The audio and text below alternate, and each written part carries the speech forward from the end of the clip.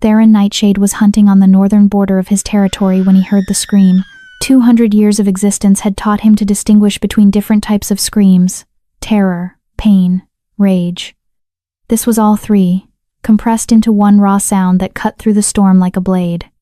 It came from above, from Widow's Peak, technically Silver Pine Pack territory, but close enough to his borders that the sound carried. He looked up just in time to see a body fall. 300 feet. Straight down. A small figure in civilian clothes, arms flailing uselessly, disappearing into the churning white water of the Shadowvane River at the base of the cliff. The impact, even from a distance, was sickening. No one survived falls like that. No one. Theron's wolf urged him to investigate. This was technically not his business. Silver Pine Pack affairs were their own concern. But something about that scream, about the deliberateness of that fall, made him move. He reached the riverbank in minutes, his supernatural speed carrying him over terrain that would have taken humans hours to cross. He expected to find a corpse. Instead, he found a miracle in progress. The girl, and she was young, barely more than 20, had somehow made it to the shallow rocks despite injuries that should have killed her 3 times over. She was conscious, which was impossible. She was moving, trying to drag herself toward the tree line, which was insane. And when her eyes locked with his electric blue, glowing with pain and something fiercer, he felt a jolt of recognition so profound it staggered him. Resonance, the rarest of phenomena. The sign of ancient bloodline meeting ancient bloodline. This broken, dying girl had power in her veins that rivaled his own. Which raised one very important question. Why was someone with ancient lichen blood falling off cliffs in the middle of storms? "Who are you?" Theron asked, kneeling beside her. "Elena," she rasped. "Elena Ashford. And you need to let me die, please. It's easier if I just... Who did this?" He touched her forehead, felt the wrongness immediately. Suppression, poison, 18 years of systematic sabotage woven through her very DNA. "Who's been dosing you?" "Everyone," she whispered.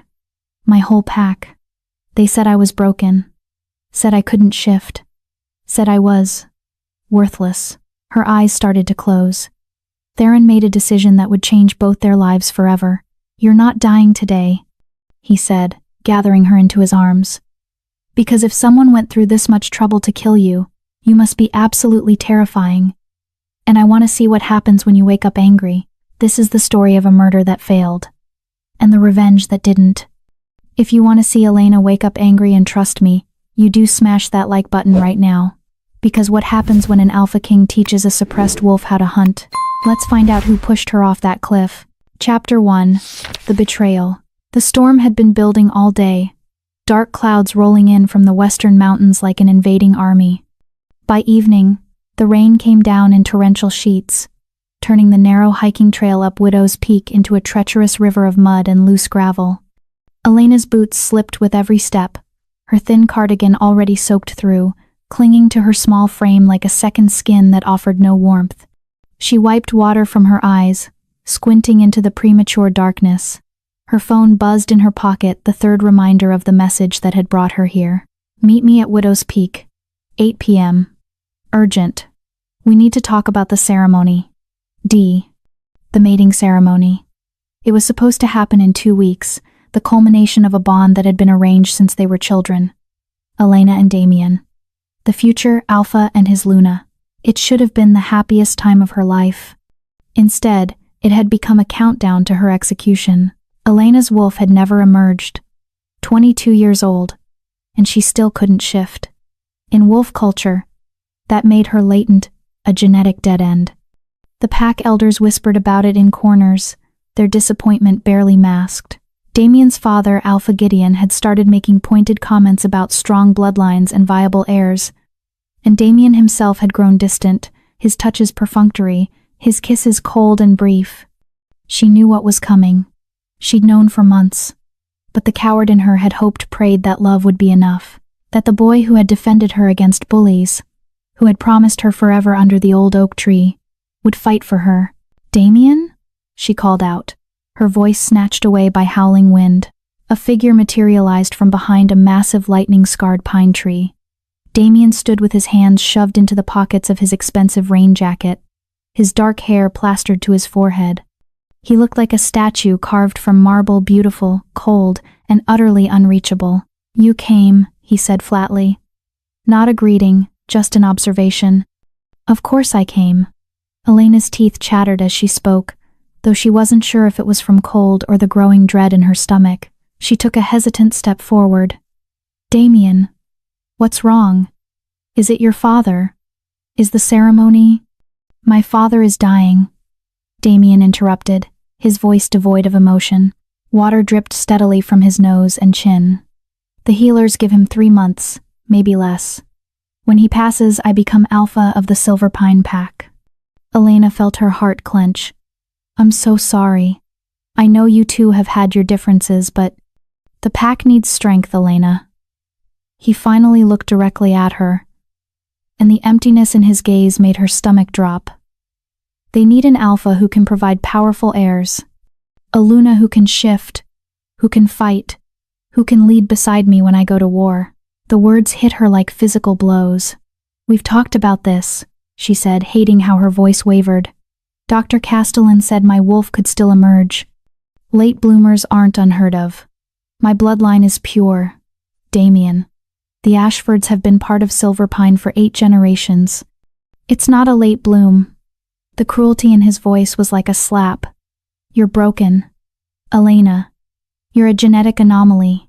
The elders have been patient, but patience has limits. I have limits." Elena took a step back, her heel catching on a root.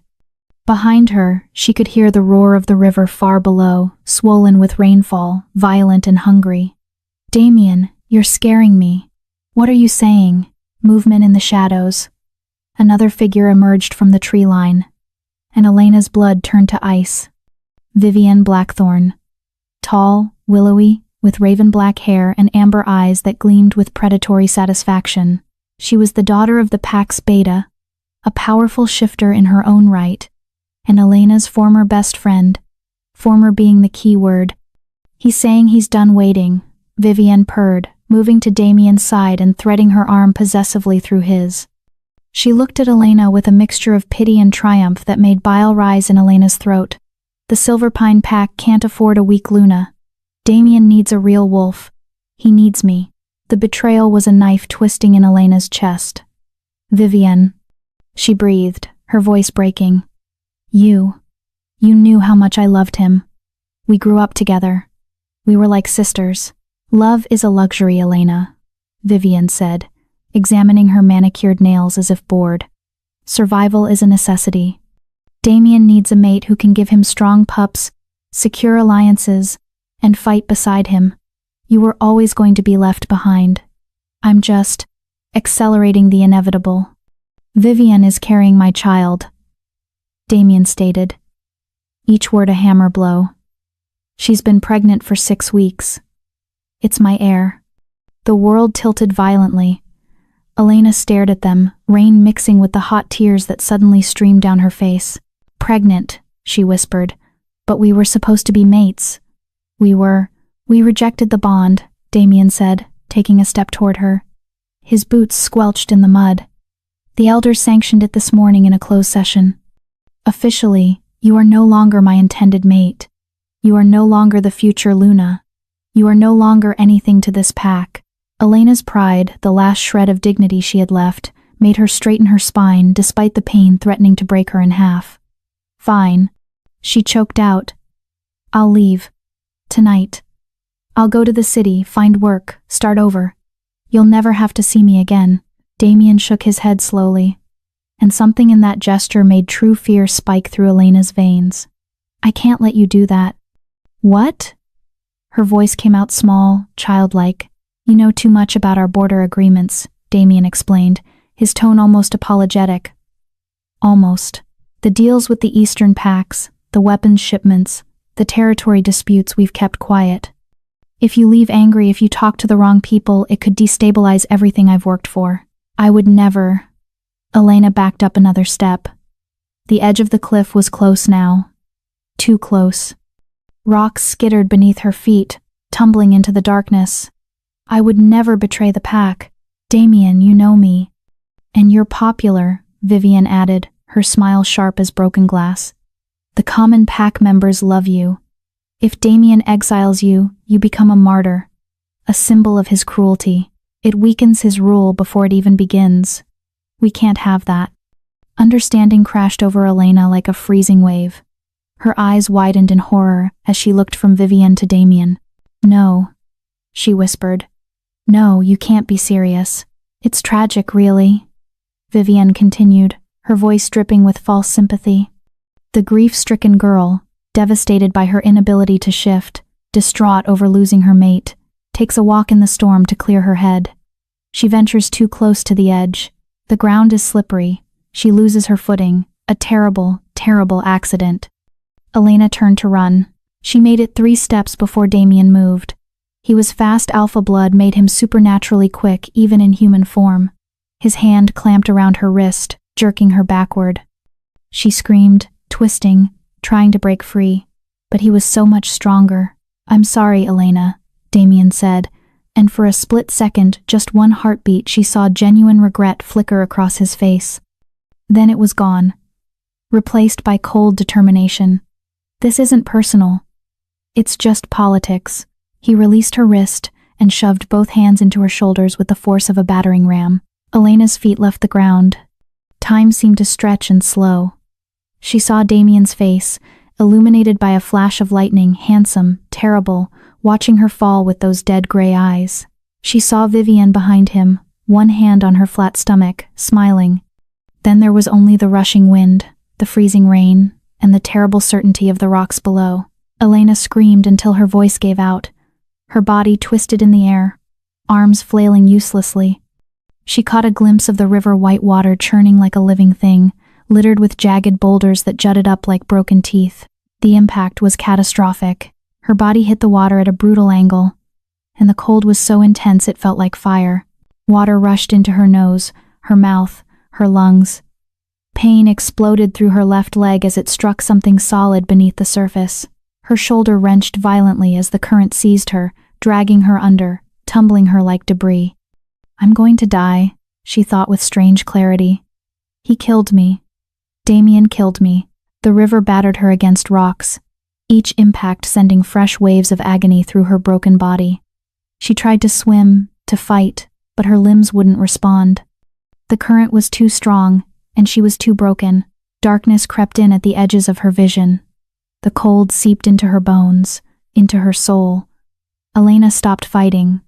She let the river take her, dragging her down into the black depths. Her last conscious thought was a simple one. "I hope he suffers for this."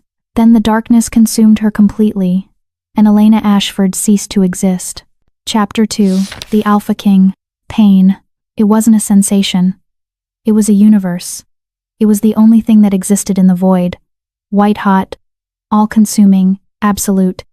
Elena became aware of it slowly, like surfacing from the bottom of a deep, dark ocean. Every nerve in her body screamed. Her ribs felt like shattered glass grinding against her lungs with each shallow breath. Her left leg was a symphony of agony, bent at an angle that made her stomach lurch even through the haze. Her right shoulder burned with a dislocated wrongness that sent lightning bolts of pain shooting down her arm. She tried to open her eyes. One responded. The other was swollen shut. Gray dawn light filtered through a canopy of ancient pines. She was lying on a bank of jagged river stones, each one digging into her battered flesh. The Shadowvane River rushed past mere feet away, its surface still choppy and violent from the storm. The air smelled of wet earth, pine sap, and her own blood. "I'm alive." The thought was equal parts miracle and curse. Elena tried to move and immediately regretted it. A strangled cry tore from her raw throat as fresh agony exploded through her broken body. Her left leg wouldn't respond at all. Her right arm hung at a sickening angle. Her blood stained the rocks around her in dark, spreading pools. Memory crashed back with brutal clarity. Damien's cold eyes, Vivienne's triumphant smile, the push, the fall, the impact. He tried to kill me. Not just rejected her, not just broken her heart. He had actively, deliberately tried to murder her, to erase her like she was nothing more than an inconvenient problem. And Vivienne, her best friend since childhood, had helped him plan it. Rage bubbled up through the pain, hot, and sustaining. It gave her enough strength to dig her good hand into the mud and try to drag herself toward the tree line. If Damien sent trackers to confirm the kill, she was exposed here, vulnerable, an easy target. She made it approximately 3 feet before her strength gave out completely. Her vision grayed at the edges. She collapsed face first into the mud, tasting earth and copper. So this is how I die, she thought distantly. Alone in the mud while he celebrates his new heir with my best friend. A twig snapped. It wasn't the crack of a branch falling naturally. It was heavy, deliberate, the sound of weight being placed with purpose. Elena's working eye flew open. Through the misty dawn, she saw a shadow moving between the trees. It was massive, too large to be human, too broad to be a normal wolf. As it emerged from the fog, Elena's breath caught in her ruined throat. A low growl vibrated through the ground, so deep and resonant it shook the stones beneath her cheek. Then she saw the eyes, not the yellow of a beta wolf, not the red of an angry alpha. These eyes were violet, a deep, electric purple that seemed to swirl and pulse with their own inner light, like galaxies had been captured and compressed into irises. Purple eyes meant only one thing in wolf culture: royalty. The lichen bloodline, the original shifters. The creature stepped fully into the pale morning light, and Elena stopped breathing altogether. It was a man. But calling him merely a man was like calling a hurricane merely weather. He stood at least 6 feet 8 inches tall, with shoulders that seemed to span the width of a doorframe. He was shirtless despite the cold, revealing a torso that looked carved from granite, all defined muscle, hard plains, and a roadmap of scars that spoke of countless battles survived.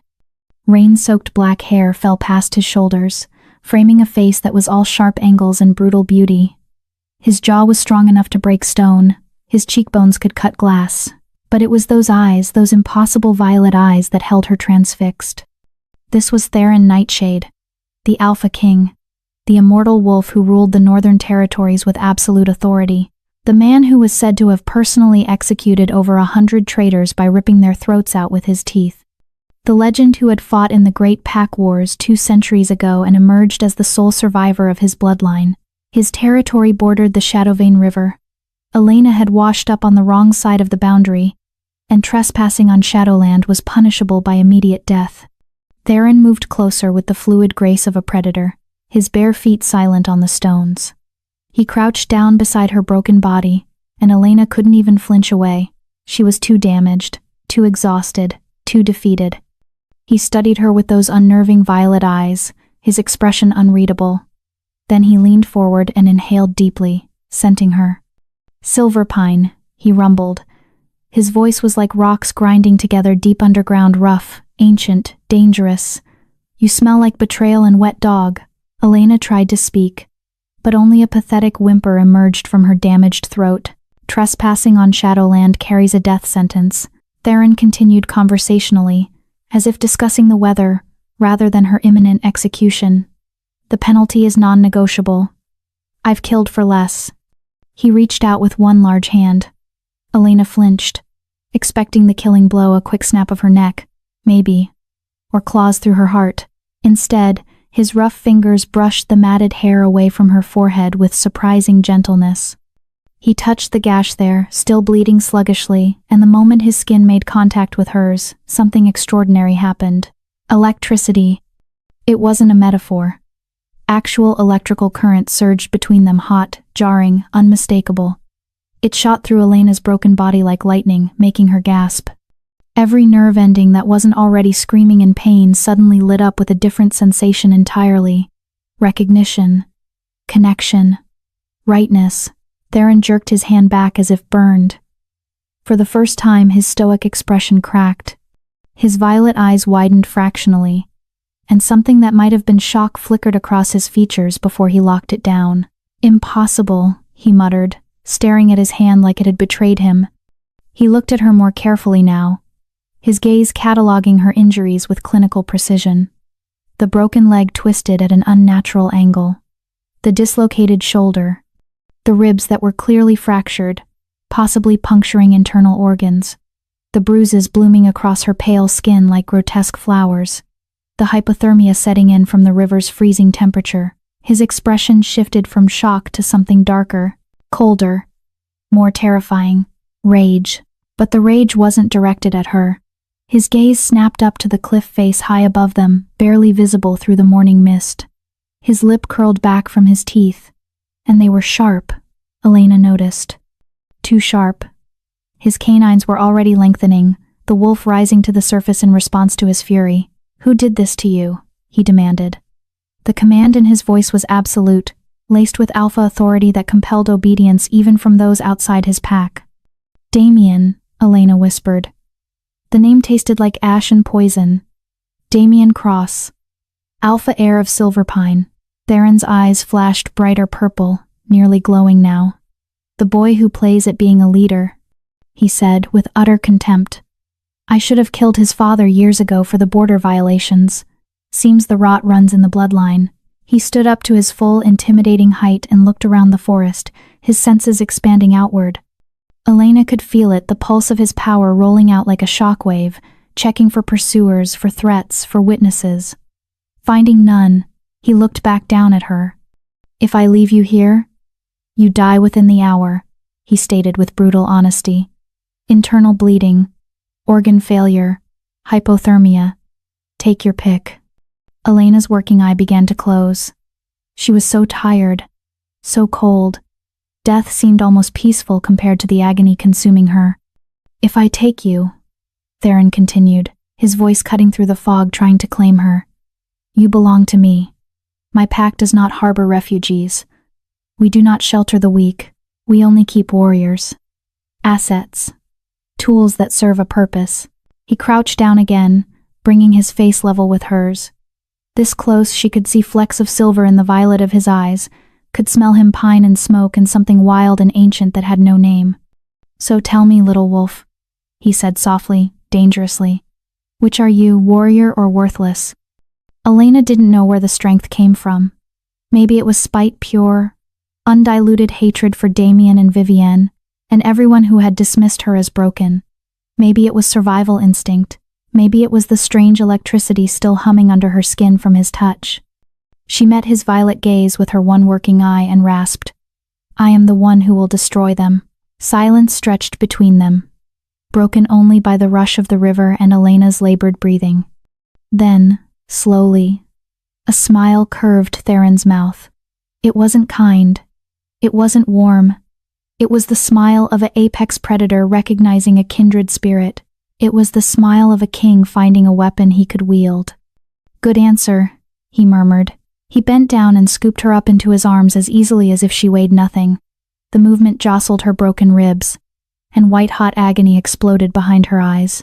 Elena's scream was silent. She didn't have enough air left in her damaged lungs. The last thing she registered before darkness claimed her completely were the steady, thunderous beating of the Alpha King's heart against her ear, the warmth radiating from his body, and his voice rough and certain whispering into the dawn. "Let them think you're dead, little wolf. Let them celebrate. Let them feel safe. Because when you wake up, the girl they killed will be gone. Only the predator will remain. And I'm going to teach you how to hunt." Then the darkness took her, dragging her down into unconsciousness. But this time, it wasn't the darkness of death. It was the darkness of transformation. When Elena next surfaced from the black, everything was different. She wasn't on the riverbank anymore. She was lying in something impossibly soft, a bed that felt like sleeping on a cloud. High thread count sheets, silk against her skin. The scent was different, too antiseptic, mixed with cedarwood and that wild, nameless smell she now recognized as Theron. She tried to open her eyes and found she could both of them this time. The swelling had gone down. A dull ache remained, but the excruciating pain had been muted to something almost bearable. The room around her was enormous. Floor-to-ceiling windows overlooked a dense forest shrouded in perpetual fog. The walls were dark wood paneling, minimal furniture, all of it expensive and masculine. A fireplace crackled in the corner, providing warmth. "Don't try to sit up," a new voice commanded. Elena turned her head carefully. A man in a white coat stood beside the bed, adjusting an IV drip connected to her arm. He was older, maybe 60, with silver-rimmed spectacles and kind but weary eyes. "I'm Dr. Bennett," he said, pulling up a chair. Royal physician to the Shadowland Pack. You've been unconscious for 18 hours. Where? Elena's voice came out as a croak. Her throat was raw. Dr. Bennett held up a hand, then offered her a cup of water with a straw. She sipped gratefully, the cool liquid soothing her damaged throat. You're in the Alpha King's private residence, Bennett explained, making notes on a tablet. North Tower, guest suite, or prisoner suite, depending on how you look at it. The king brought you in yesterday morning, half dead and completely hypothermic. He set down the tablet and fixed her with a serious look. You have 3 broken ribs, 2 on the left side, 1 on the right. Fractured tibia. Dislocated shoulder, which I've reset. Severe hypothermia, which we've treated. Concussion. Multiple lacerations and contusions. Internal bruising to your liver and kidneys, though thankfully no ruptures. He paused, letting the extent of her injuries sink in. It is a genuine miracle you're not paralyzed or dead. The fall alone should have killed you. The river definitely should have finished the job. His expression softened slightly. Someone up there must have plans for you. How long? Elena swallowed hard. How long until I can walk? Walk? With physical therapy. Maybe 6 weeks. Fight? Bennett raised an eyebrow. 3 months minimum. And that's being optimistic. Elena's heart sank. 3 months. Damien would be fully established as Alpha by then. Vivienne would be showing her pregnancy. They would have moved on completely, thinking her dead and forgotten. Where is he? She asked.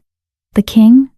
In the council chamber, Bennett replied, standing and checking her vitals one more time. He's been pacing for hours, waiting for you to wake. Most unsettling behavior, actually. He doesn't usually bring home strays. Before Elena could respond, the door opened. The temperature in the room seemed to drop 10 degrees. Theron Nightshade filled the doorway, and even dressed in simple black tactical pants and a dark Henley, he was overwhelming. His violet eyes locked onto her immediately, and that strange electricity sparked again, making her skin tingle. Dr. Bennett bowed his head slightly, a gesture of respect, and quickly excused himself, leaving them alone. Theron pulled a steel chair to the side of the bed with a screech of metal on wood and sat down. He didn't speak immediately, just studied her with those intense, ancient eyes. The silence stretched until Elena couldn't bear it anymore. Why? She asked, her voice still hoarse. Why save me? Why what? His tone was carefully neutral. Why save me? You said yourself I was trespassing. You said the penalty is death. You could have ended me right there on the riverbank. Why bring me here? Why heal me? Theron leaned forward, resting his elbows on his knees. When he spoke, his voice was low and measured. When I touched you in the woods, I felt something. A spark. Do you know what that is? Elena shook her head. It's called resonance, Theron explained. It happens rarely, maybe once in 1,000 encounters. It means your wolf isn't dead, Elena. It's dormant. Deeply, deeply dormant, buried so far down you can't reach it. But it's there. I'm latent, Elena said bitterly, the familiar shame washing over her. That's why Damien. You're not latent. Theron's voice was firm, commanding. You're blocked. Someone put a suppressor on your bloodline when you were young. A curse, or more likely a poison, something designed to keep your wolf caged. Elena stared at him. That's impossible. My parents would never. Your parents were likely protecting you, Theron interrupted. Or someone else was hiding you, because the energy I felt when we touched. His violet eyes bored into hers. It isn't beta blood. It isn't even alpha blood. It's older. Much older. He stood up and walked to the window, his broad back to her as he looked out at his territory. You have the blood of the first lichens in your veins, Elena. The original shifters, before the bloodlines were diluted. If you shift when you shift, you will be stronger than Damien Cross. Stronger than Vivienne Blackthorne. Possibly. He turned back to face her. A match for me. Elena's mind reeled. Ancient blood? Original lichens? It was impossible. The Ashford line was old, yes, but not that old. They were common pack members, farmers and craftsmen, not royalty. So that's why you saved me. she said slowly, understanding dawning. To use me as a weapon. Something flickered in Theron's eyes, hurt, maybe, or disappointment, but it was gone too quickly to identify. I saved you because I hate waste, he said, his voice going cold again. And I saved you because I saw fire in your eyes when you said you wanted to destroy them. Raw, undiluted hatred. That kind of rage, it can move mountains, or bring down kingdoms. He walked back to the bed and placed both hands on the railing, trapping her in his gaze. I can heal your body, Elena. I can break whatever block is suppressing your wolf. I can train you to fight, to hunt, to kill without hesitation or mercy. I can forge you into a weapon so sharp that when you finally face Damien Cross again, he'll piss himself before you even touch him. He leaned closer, and Elena's breath caught. But there is always a price, Theron said softly, dangerously. Once you're strong, once you've taken everything I'm offering, you will owe me. You will be my soldier, my weapon. And when I point you at an enemy, you will not hesitate. You will not question. You will strike. Do you understand? Elena thought of Damien's hands on her shoulders, pushing her into the void. She thought of Vivienne's triumphant smile. She thought of dying alone in the mud, erased and forgotten like she'd never mattered at all. She met Theron's violet gaze without flinching. I understand, she said, and I accept. Theron's mouth curved into that predatory smile again. Good. Then rest now, Elena Ashford. Because tomorrow, Dr. Bennett breaks your bones to reset them properly. He straightened up and headed for the door. And after that, his voice carried back to her. The real pain begins. Chapter 3. The burning. The next 6 months were not a recovery. They were a demolition and reconstruction of everything Elena thought she knew about pain, endurance, and herself. Dr. Bennett discovered the source of Elena's suppression on day 3. It required extensive blood work, tissue samples, and consultations with ancient texts that hadn't been opened in decades. When he finally had his answer, the fury that rolled off Theron Nightshade was so intense that windows cracked in their frames, and every wolf within a mile radius of the castle dropped to their bellies in instinctive submission. Wolfsbane derivative, Bennett explained, his hands shaking slightly as he showed them the test results in Theron's study. Specifically, a rare neurotoxin extracted from Aconitum lycotonum, the original wolfsbane, not the common garden variety. It's been modified, refined, concentrated. Elena sat in a leather chair by the fireplace, still too weak to stand for long periods. Her ribs were healing, but every breath was still a conscious effort. I don't understand, wolfsbane is poison, it should have killed me. This version doesn't kill, Bennett said grimly. It's far more insidious. It targets the neural pathways that connect human consciousness to wolf spirit. It severs the bond without destroying either side. You remain alive, functional, but completely unable to access your wolf. And someone has been dosing her with this for how long? Theron's voice was deadly quiet, the kind of quiet that preceded violence. Bennett consulted his notes. Based on the concentration in her bone marrow and the calcification patterns in her neural tissue, I'd estimate 15 to 18 years. Since she was a small child, the room fell silent except for the crackling of the fire. Elena felt numb, detached, like she was hearing about someone else's life. 18 years. Her entire childhood. Her adolescence. Her young adulthood. All of it stolen by slow, deliberate poisoning. Who? She whispered. Who would do this to me? Someone with access to your food or drink, Bennett said. Someone you trusted implicitly. And someone with extensive knowledge of rare toxins and wolf physiology. This isn't something a layperson could create or administer. This required expertise. Theron moved to the window, his massive frame silhouetted against the gray afternoon light. The elders of Silverpine knew what she was, he said, his voice resonant with certainty.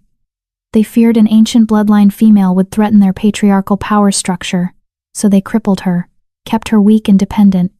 He turned back to face them, and his violet eyes were blazing. They created the very narrative they wanted, the latent wolf, the genetic dead end, the girl not worthy of being Luna, and everyone believed it because they'd been conditioning the pack to see her that way for nearly 2 decades. Elena felt something hot and violent rising in her chest. Not just anger, rage. Pure, crystalline, focused hatred for every person who had smiled at her while slowly destroying her from the inside. "Can you remove it?" she asked Bennett, her voice steadier now. "Can you fix what they did?" Bennett grimaced. "Remove it, yes. Fix it? That's more complicated. The toxin has to be flushed from your system through chelation therapy. It's going to be—" He searched for the right word. "Unpleasant." "How unpleasant?" Elena pressed. The doctor exchanged a glance with Theron. "The process will feel like fire in your veins. Your body will try to reject the treatment. You'll experience fever, convulsions, hallucinations. We'll have to restrain you so you don't hurt yourself during the worst of it, and it will take weeks, possibly months, to fully cleanse your system. Do it," Elena said immediately. "Elena," Bennett started. "Do it," she repeated, her voice harder now. "I've spent 18 years being weak. I'm done. Whatever it takes. Dr. Bennett, start the treatment." Theron studied her from across the room, and for the first time since she'd met him, something like approval softened his harsh features. "You're certain? There's no shame in taking more time to heal from your injuries first." Elena met his violet gaze unflinchingly. "Every day I wait is another day Damien and Vivienne think they won. Another day they feel safe. I want to start now." That predatory smile curved Theron's mouth. "Then we begin tomorrow." They started the chelation therapy at dawn. Dr. Bennett inserted an IV into Elena's arm and began the slow drip of the treatment solution, a cocktail of chelating agents, antitoxins, and what he described as aggressive cellular cleansers. For the first hour, nothing happened. Elena lay in the medical suite, watching the clear liquid flow into her veins, wondering if maybe it wouldn't be as bad as they'd warned. Then the fire started. It began in her arm, at the IV site, a warmth that quickly became uncomfortable heat. The heat spread up her arm to her shoulder, then across her chest like spilled gasoline igniting. Within minutes, every vein in her body felt like it was filled with molten metal. Elena gasped, her back arching off the medical bed. "It burns," she managed through gritted teeth. Oh God, it burns." "I know," Bennett said, his voice professionally calm even as he quickly secured restraints around her wrists and ankles. "That's the chelating agents binding to the toxin and pulling it out of your cells. Your body is fighting back. Try to breathe through it." Breathing was impossible. The fire intensified, spreading to every nerve ending, every cell, every molecule of her being. Elena screamed, a raw sound torn from somewhere primal. Her body convulsed against the restraints, muscles seizing and releasing in rapid succession. The door opened and Theron entered, his expression grim.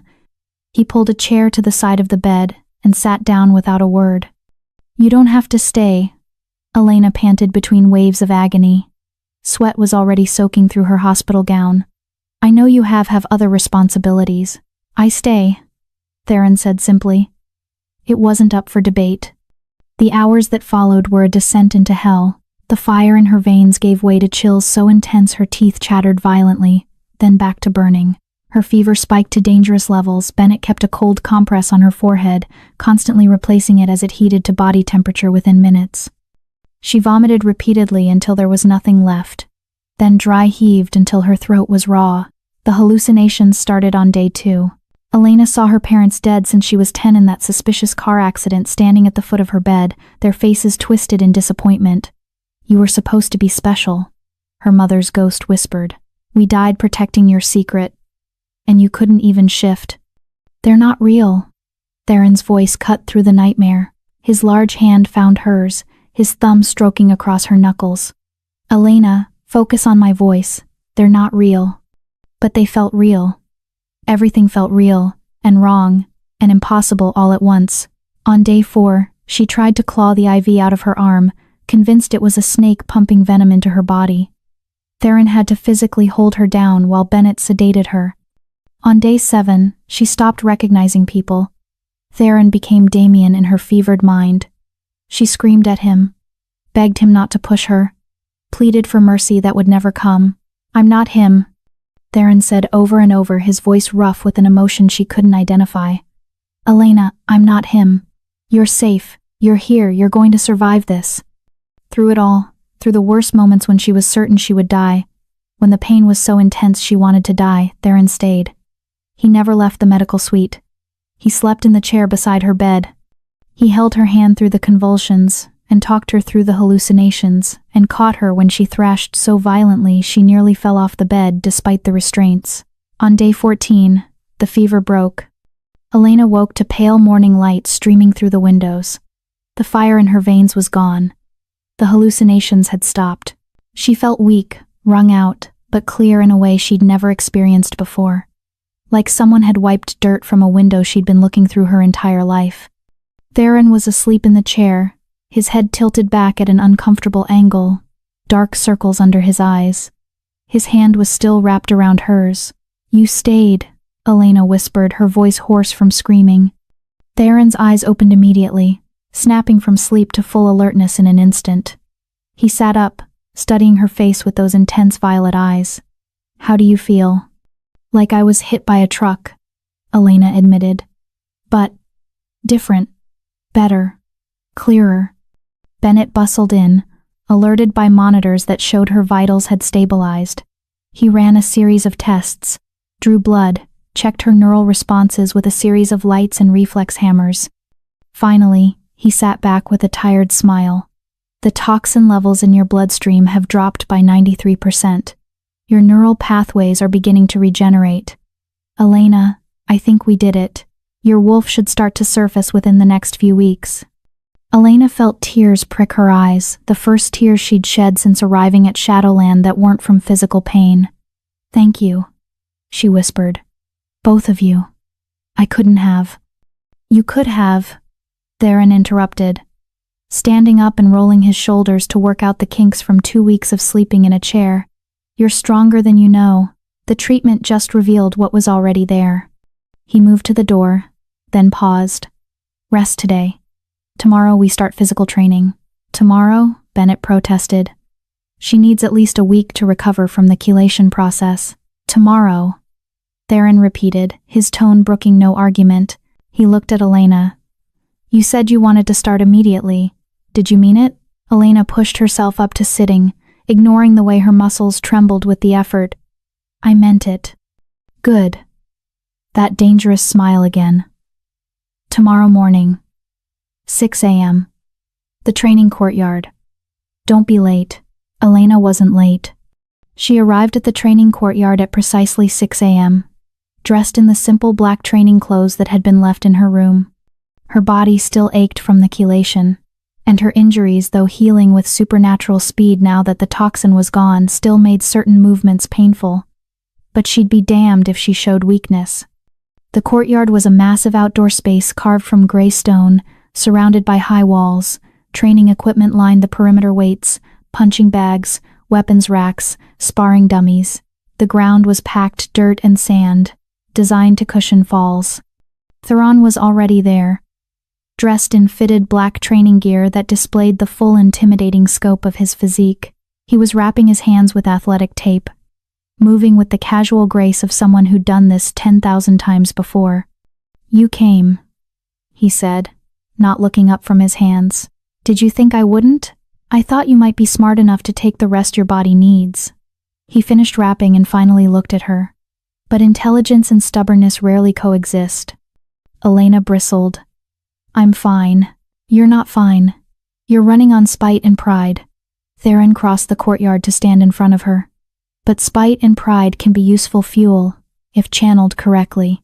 So let's see what you're working with." He gestured to the open space. "Attack me." Elena blinked. "What?"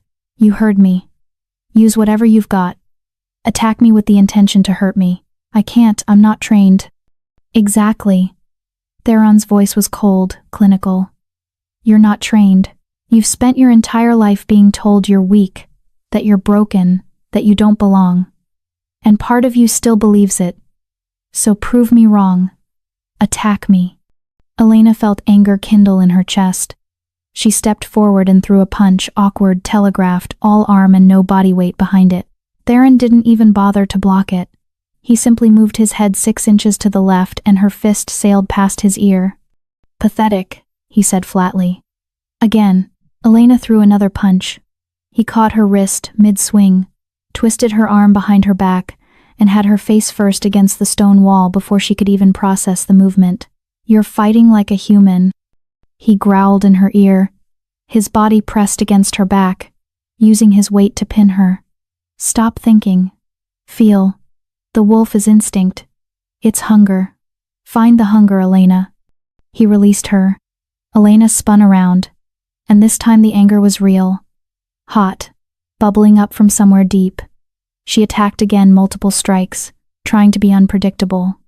Theron blocked them all with minimal effort, but she noticed he had to actually move now. She was getting faster. "Better," he acknowledged. "But still too controlled. You're afraid of hurting me." "You're the Alpha King," Elena panted. "I couldn't hurt you if I tried." "Probably not," Theron agreed with infuriating calm. "But you're not even trying. You're pulling your punches. You're still that good little pack girl who was taught to be polite, to not make waves, to not take up space." He moved closer, invading her personal space. "Damien pushed you off a cliff, Elena. He tried to murder you. Vivian, your best friend, helped him plan it. And you're still trying to play by the rules they taught you?" Something in Elena's chest cracked. The anger became rage. The rage became fury. She didn't think she just moved. She drove her knee toward his groin. Theron blocked it, but barely. She followed with an elbow toward his throat. He caught her arm, but she used his grip as leverage to pivot and sweep his legs. It didn't work. He was too heavy, too stable, but the attempt was vicious. "There she is," Theron said, and there was something almost like pride in his voice. "There's the predator." They fought for another hour. Elena didn't land a single solid hit, but by the end she was moving faster, striking harder, reacting on instinct rather than thought. When Theron finally called a halt, she was drenched in sweat, gasping for air, her muscles screaming. "Tomorrow," Theron said, barely winded, "we do it again.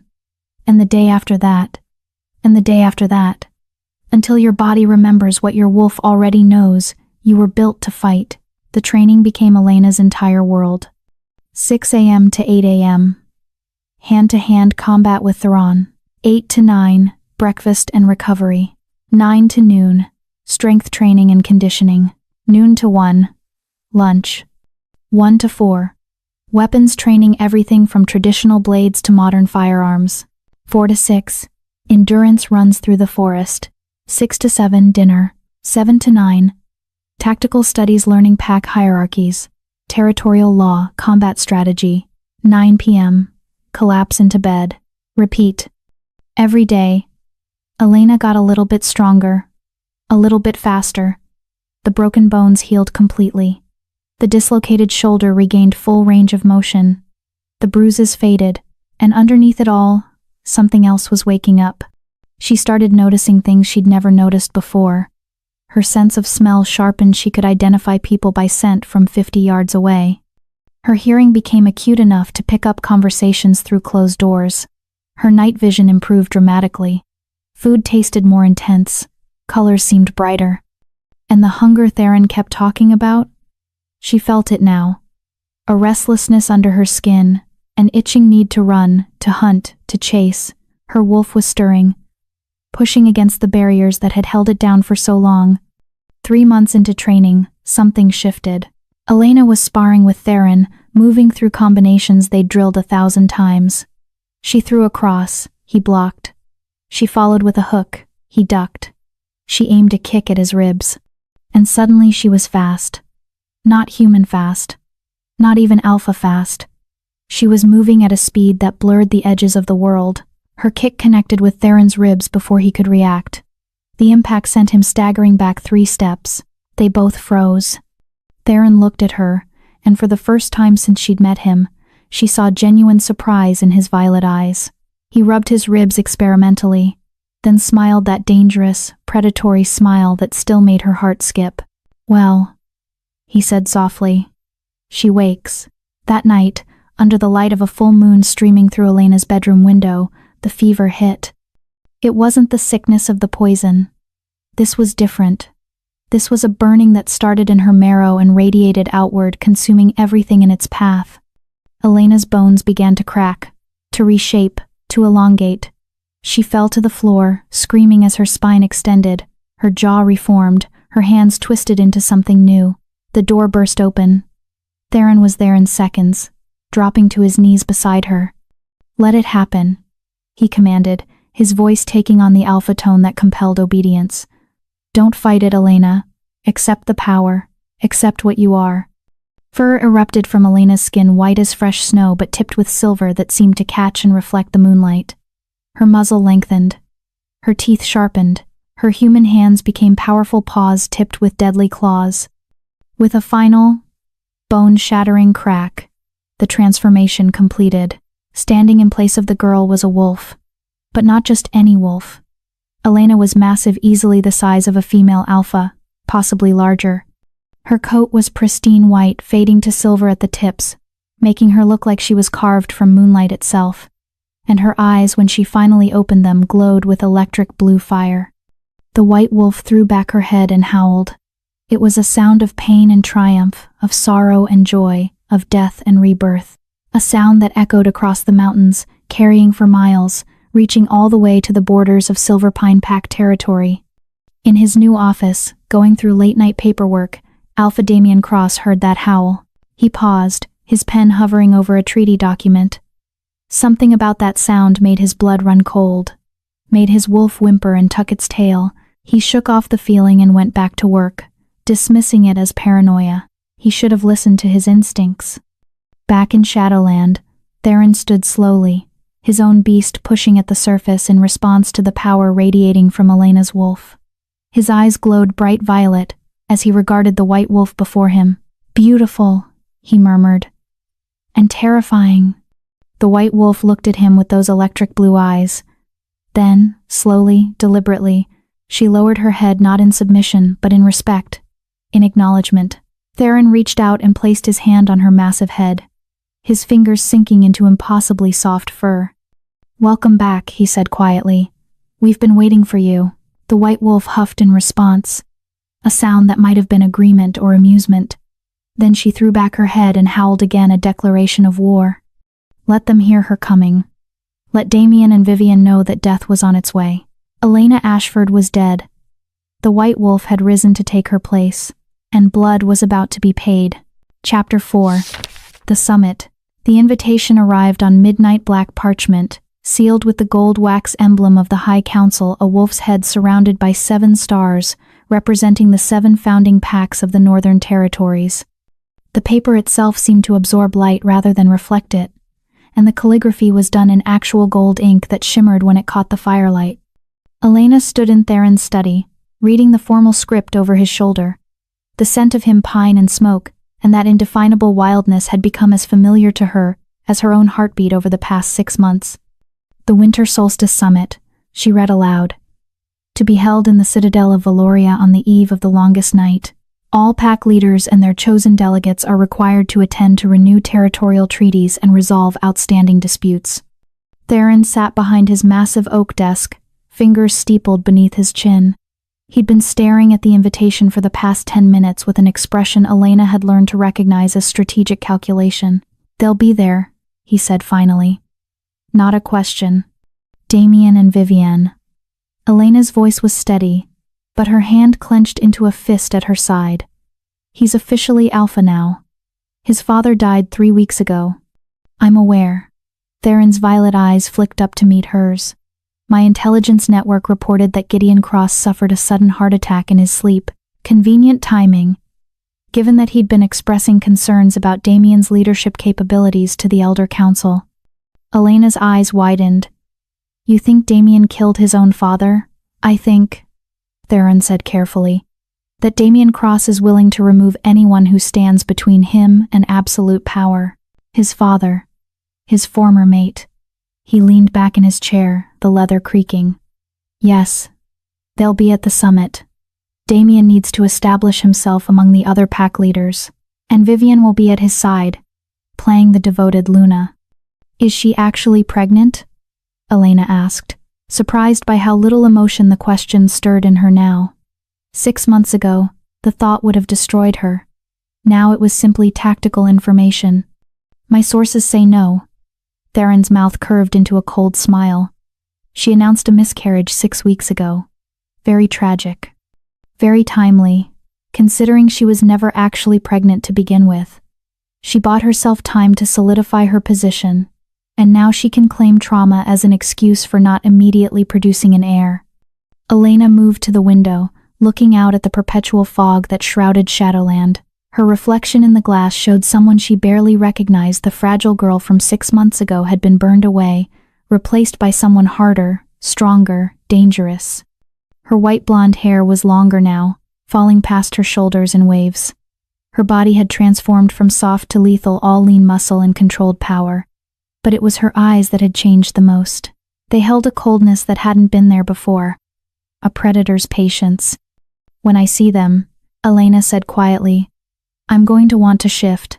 I'm going to want to rip out Vivian's throat and make Damien watch. Then I'm going to want to do the same to him. I know. Theron stood and crossed to stand behind her.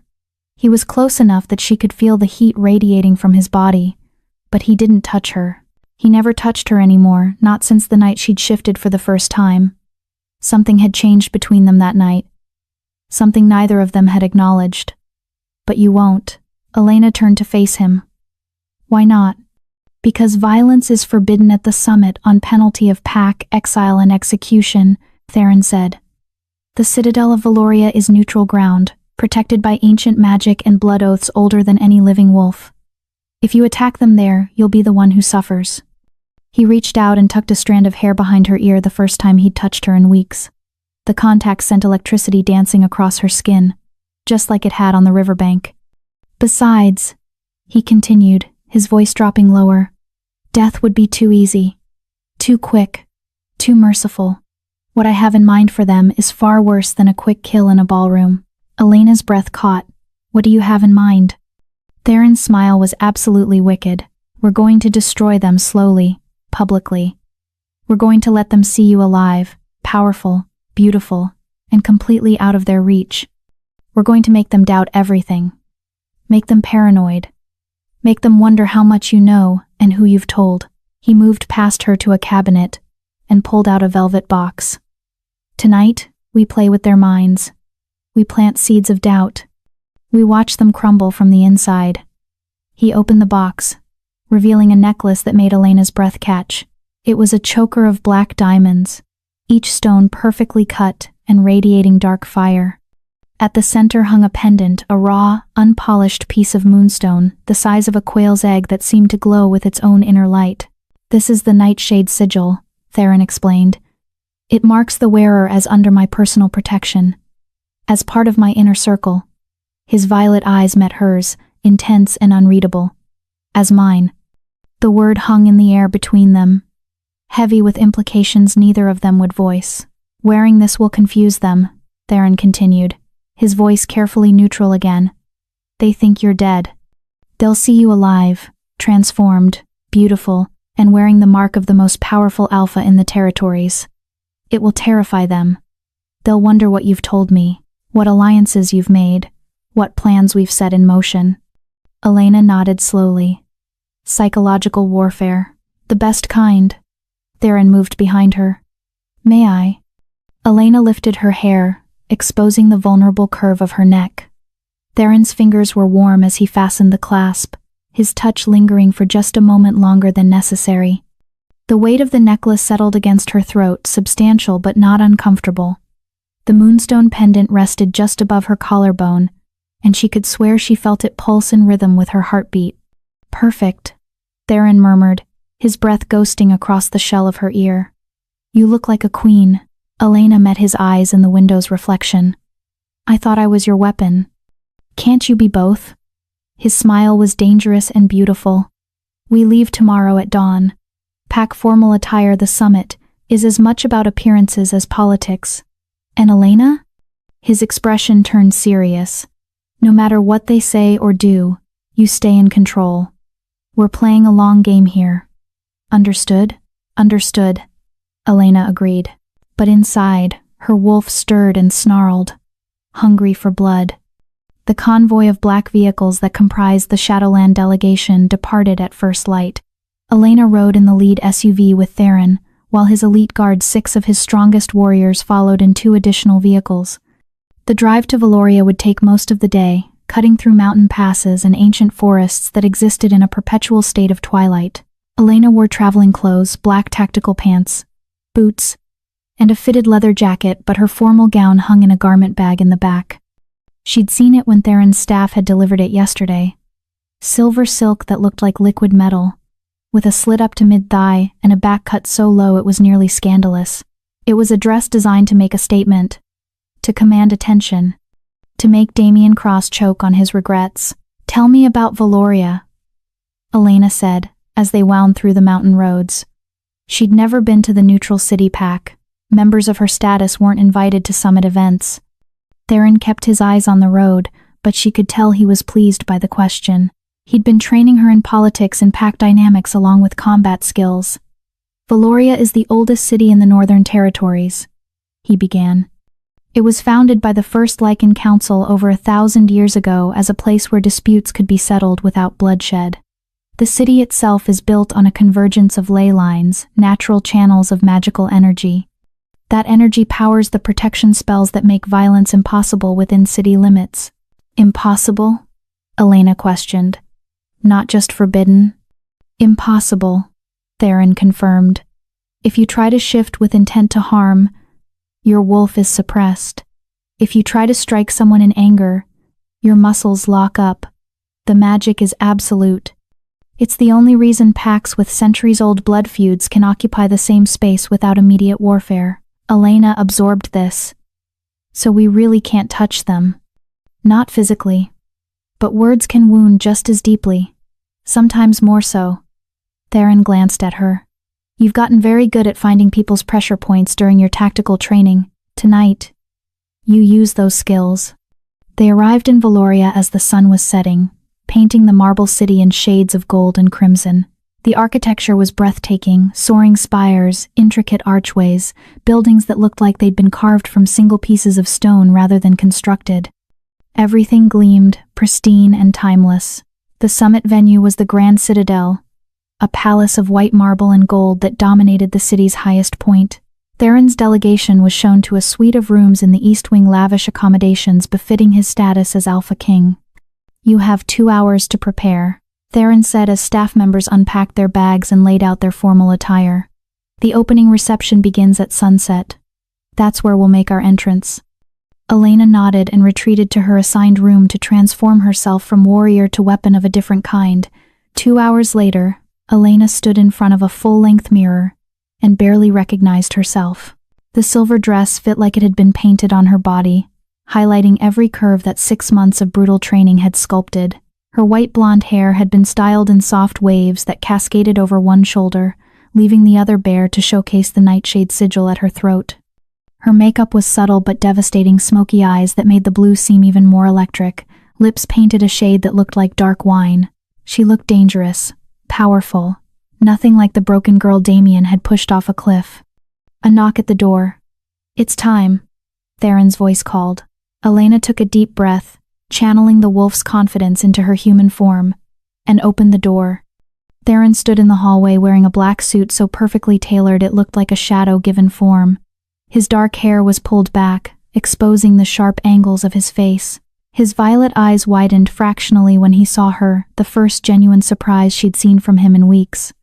"You look..." He trailed off, seeming to struggle for words. "Lethal." Elena smiled. "Good." Theron offered his arm, and she took it, feeling the solid strength of him beneath the expensive fabric. "Remember," he said as they walked toward the grand ballroom, "we're here to observe and unsettle. Let them come to us. Let them make the first move. And if they don't approach us?" Elena asked. "They will," Theron said with absolute certainty. "Curiosity will eat them alive. They'll have to know who you are and how you survived." The doors to the grand ballroom were 20 feet tall, carved from ancient oak and inlaid with gold. 2 guards, neutral wolves sworn to the council, pulled them open as Theron and Elena approached. The noise of the reception washed over them. Hundreds of conversations, the clink of crystal glasses, the subtle undercurrent of power that came from having so many dominant wolves in one space. The ballroom itself was spectacular vaulted ceilings painted with constellations, massive chandeliers dripping with crystals, and floor-to-ceiling windows that overlooked the city below.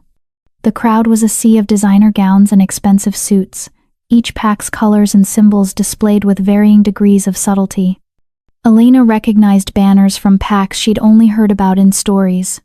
The Ironwood pack from the eastern forests, the Stormcrest pack from the northern tundra, the Crimson Fang pack from the southern deserts. And there, near the center of the room, standing beside a buffet table laden with delicacies, were Damien and Vivienne. Damien looked older than Elena remembered. There were dark circles under his eyes, and his formal tuxedo, while expensive, hung a bit loosely on his frame, as if he'd lost weight. He was holding a glass of wine with a white-knuckled grip, laughing at something another alpha was saying, but the laugh didn't reach his eyes. Beside him, Vivienne wore a gaudy red satin gown that was cut too low and adorned with too many jewels. She was rubbing her flat stomach, ostentatiously performative grief for the child that had never existed. But Elena's enhanced senses picked up something the old her would have missed. Vivienne smelled wrong. Stressed. The scent masking herbs she'd used couldn't quite cover the chemical tang of anxiety. "Ready?" Theron murmured. Elena lifted her chin. "Let's make an entrance." They descended the grand staircase into the ballroom.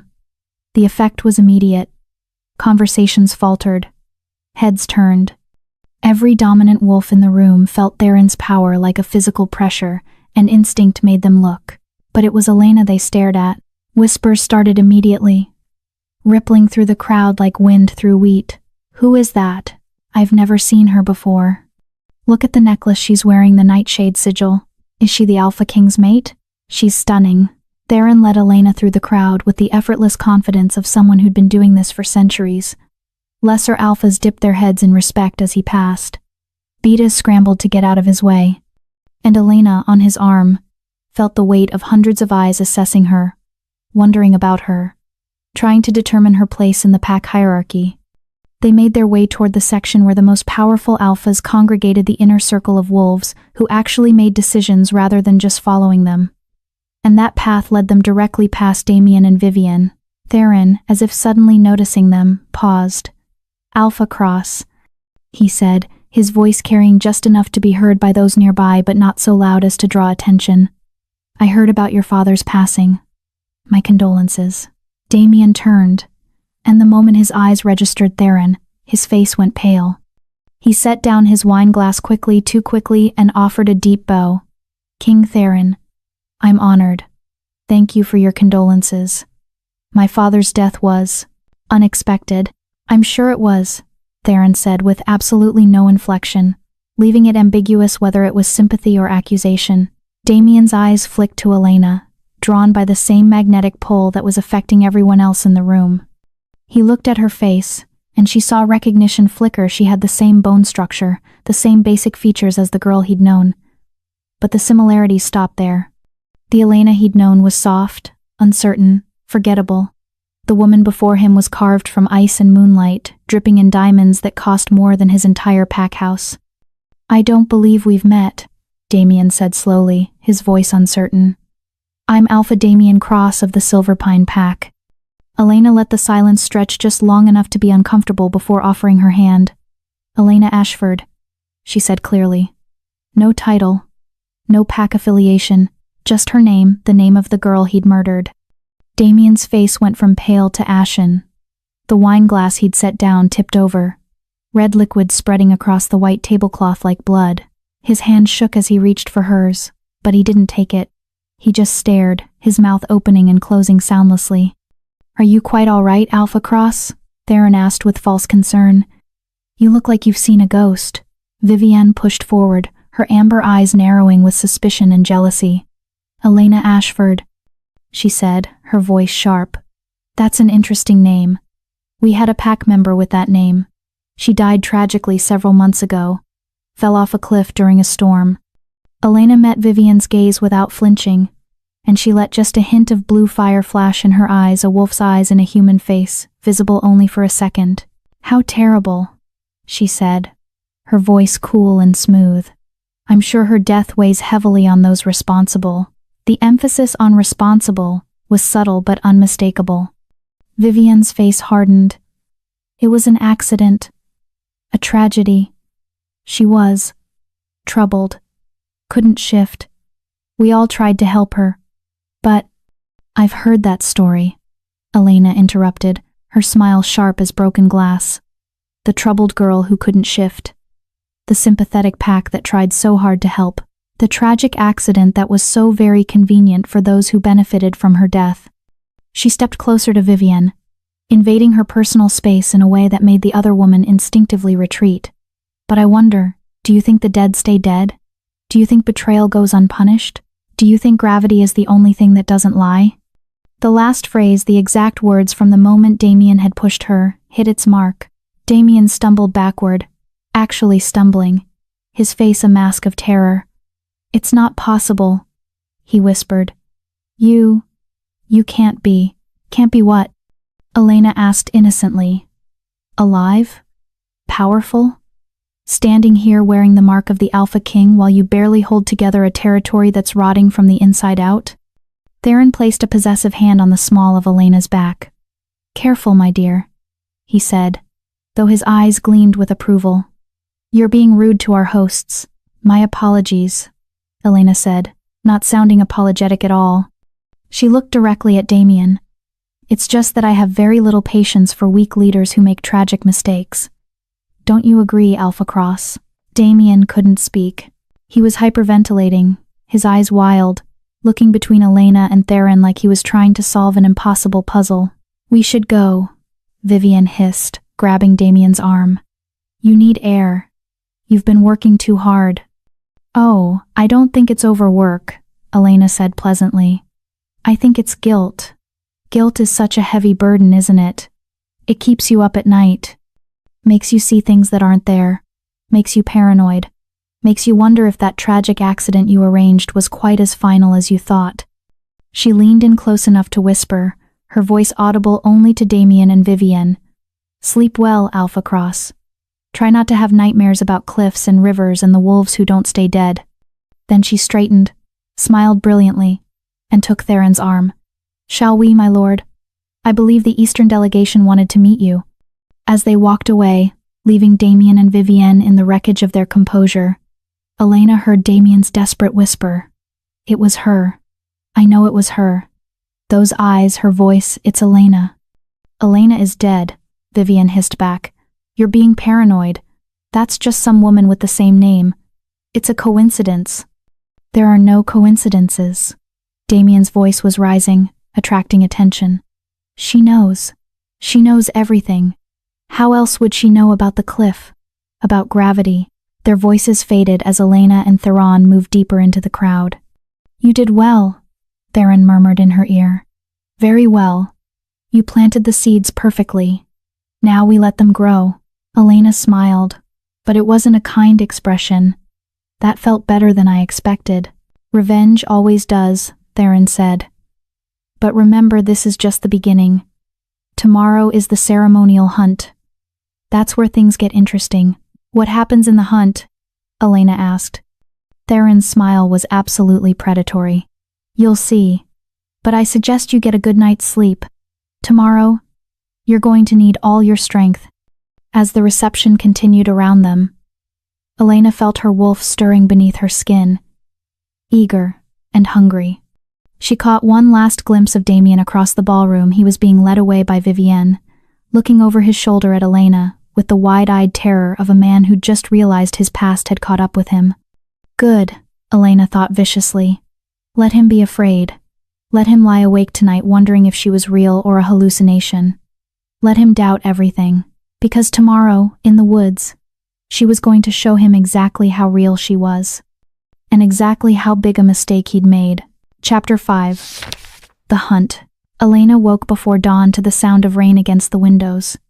For a disorienting moment, she was back on Widow's Peak, standing in the storm with Damien's cold eyes watching her fall. Then reality reasserted itself. She was in Valoria, in a bed that cost more than most people's houses, and the girl who had fallen was dead. The predator who'd risen in her place stretched and rose. The traditional hunt was scheduled to begin at first light. Elena dressed in the provided gear, black leather hunting pants that allowed full range of motion, a fitted tactical vest, and boots designed for both running and combat. A compound bow was waiting for her, along with a quiver of arrows, though she knew her real weapon was the beast beneath her skin. Theron was already in the common area of their suite, studying a topographical map of the hunting grounds spread across the table. He looked up when she entered, his violet eyes assessing her with the critical gaze of a commander evaluating his soldier. "Sleep well?" he asked. "I dreamed of blood," Elena replied honestly. Theron's mouth curved into a dark smile. "Good. Keep that edge." He gestured to the map. "The hunt takes place in the Whispering Pines, 10,000 acres of old-growth forest maintained by the council specifically for this purpose. The prey is released at dawn. Stags, boars, and this year, 3 convicted criminals who chose trial by hunt rather than execution." Elena raised an eyebrow. "We're hunting people?" "Criminals who prey on pack members," Theron clarified. "Rogues who've killed without cause. They're given a head start in basic supplies. If they survive until sunset, they earn exile rather than death. They never do." He pointed to a section of the map. Damien entered the deep woods section.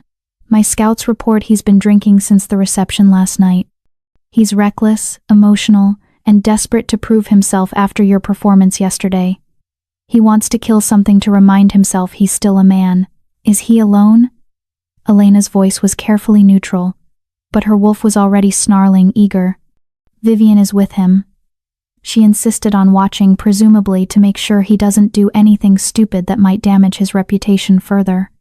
"They have 2 guards, but I've arranged for my men to distract them." Theron's smile was cold. "The deep woods section borders Shadowland territory. If you were to cross that border during the hunt, my jurisdiction would supersede summit neutrality." Elena understood immediately. "You want me to lure them onto your land. I want you to isolate them, terrify them, and break them psychologically," Theron corrected. "I want Damien Cross to realize exactly what he threw away and exactly how badly he miscalculated." And then his eyes gleamed with something fierce and possessive. "I want you to let them live. Death would be mercy. I want them to carry this humiliation for the rest of their lives." He moved closer, close enough that Elena could feel the heat radiating from his body. "But Elena," his voice dropped lower, more serious, "if you get in actual danger, if they try to truly harm you, you do whatever is necessary. Your safety matters more than the plan. Understood?" Something warm unfurled in Elena's chest at the genuine concern in his voice. "Understood." Theron reached out and adjusted the nightshade sigil at her throat, his fingers lingering against her skin. "You've become something extraordinary," he said quietly. "I knew you would.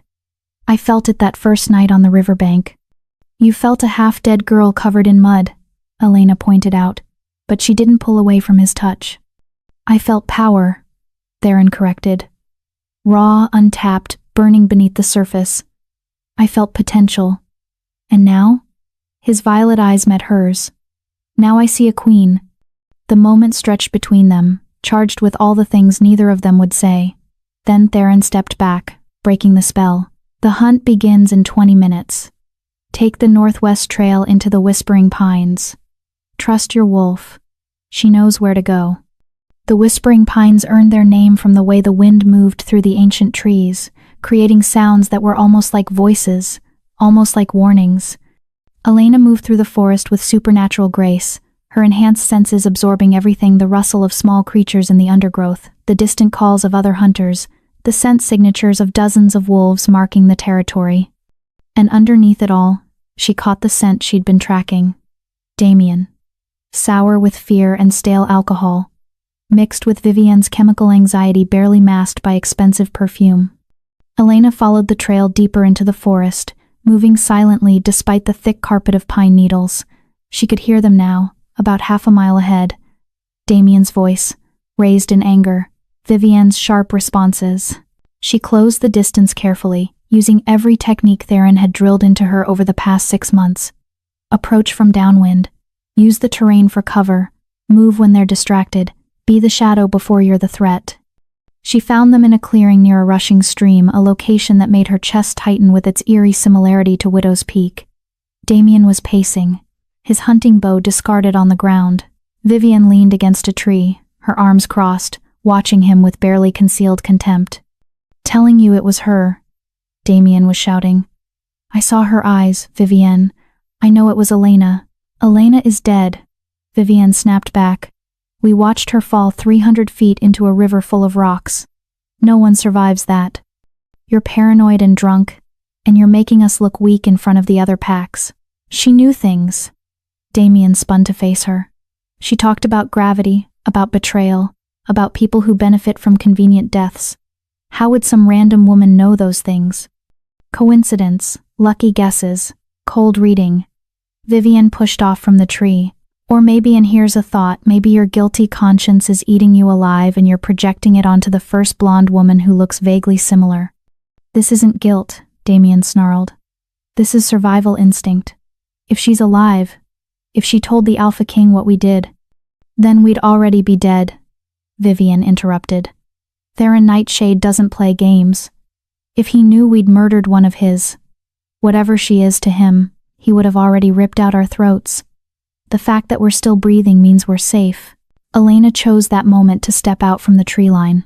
"You're not safe," she said clearly, her voice cutting through their argument like a blade. "You've never been less safe." Both of them froze. Damien's hand went to the hunting knife at his belt. Vivian's eyes widened, darting around the clearing looking for the guards who were supposed to be nearby. "They're not coming," Elena said, reading Vivian's panic. "Your guards encountered some of Theron's men about a quarter-mile back. They'll be occupied for a while." She stepped further into the clearing, and the morning light filtering through the canopy illuminated her fully. Gone was the elegant woman from the reception. This was the warrior, the predator, dressed for the hunt with eyes that gleamed too bright, too blue, too knowing. "You," Damien breathed. His face cycled through emotions too quickly: shock, fear, denial, rage. "It is you, Elena. But you're supposed to be dead," Elena supplied.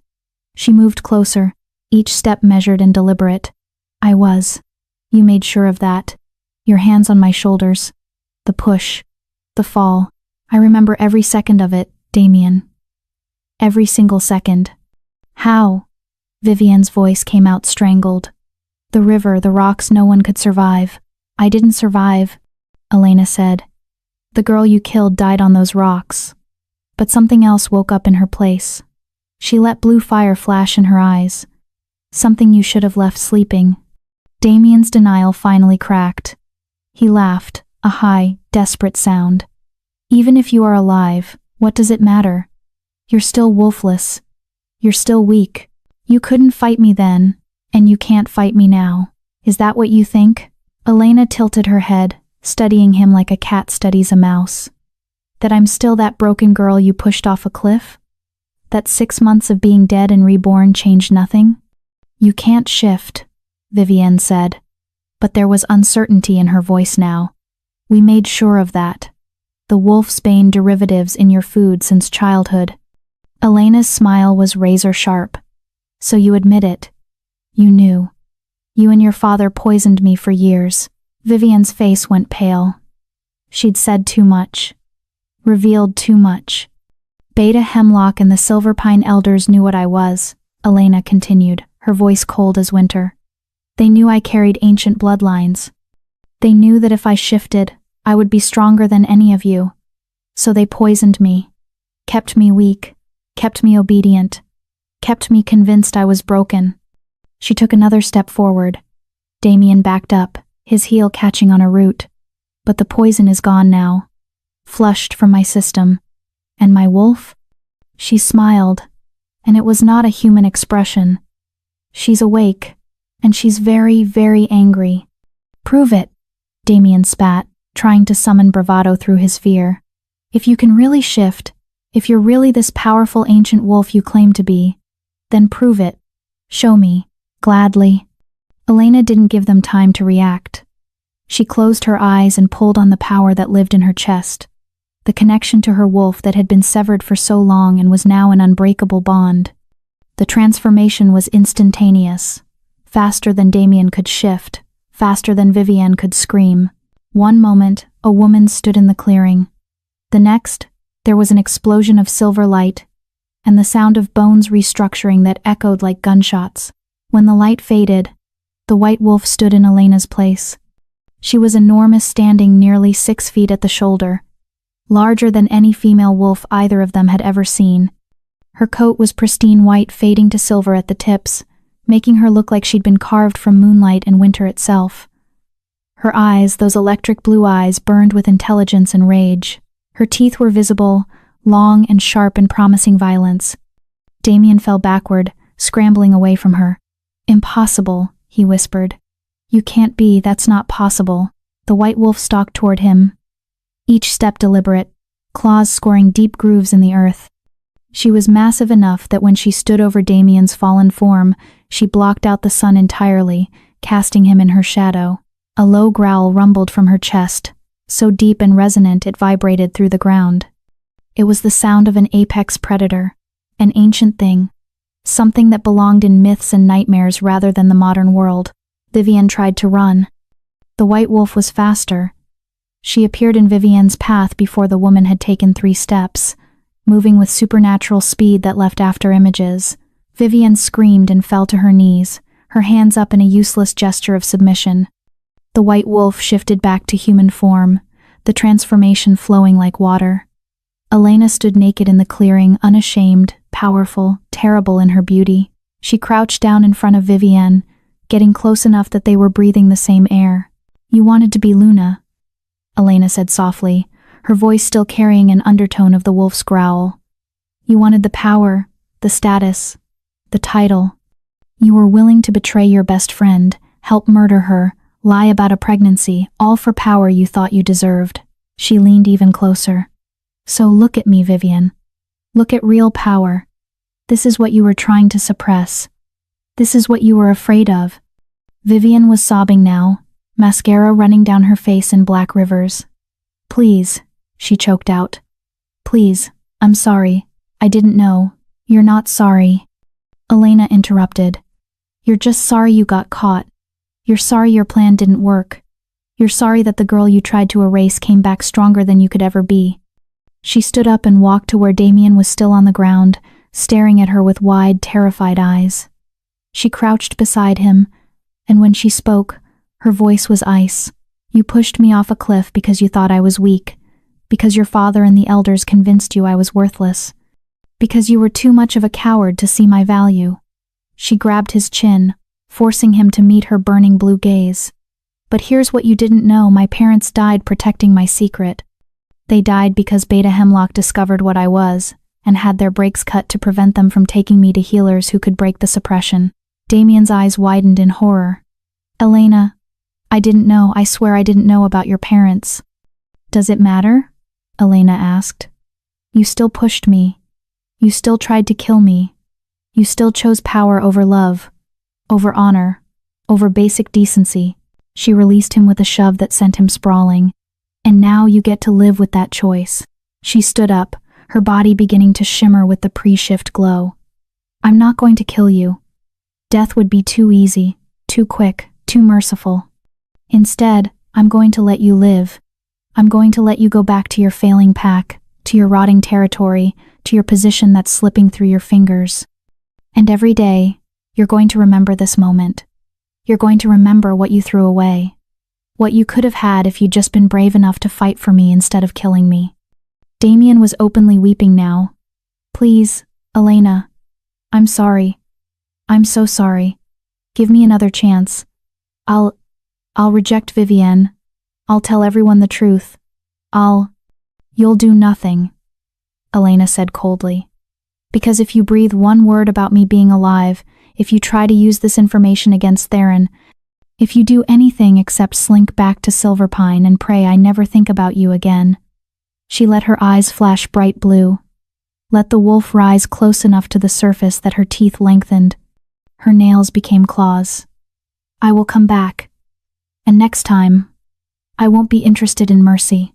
A twig snapped at the edge of the clearing. Theron emerged from the shadows, fully dressed, completely composed, as if he'd been watching the entire encounter.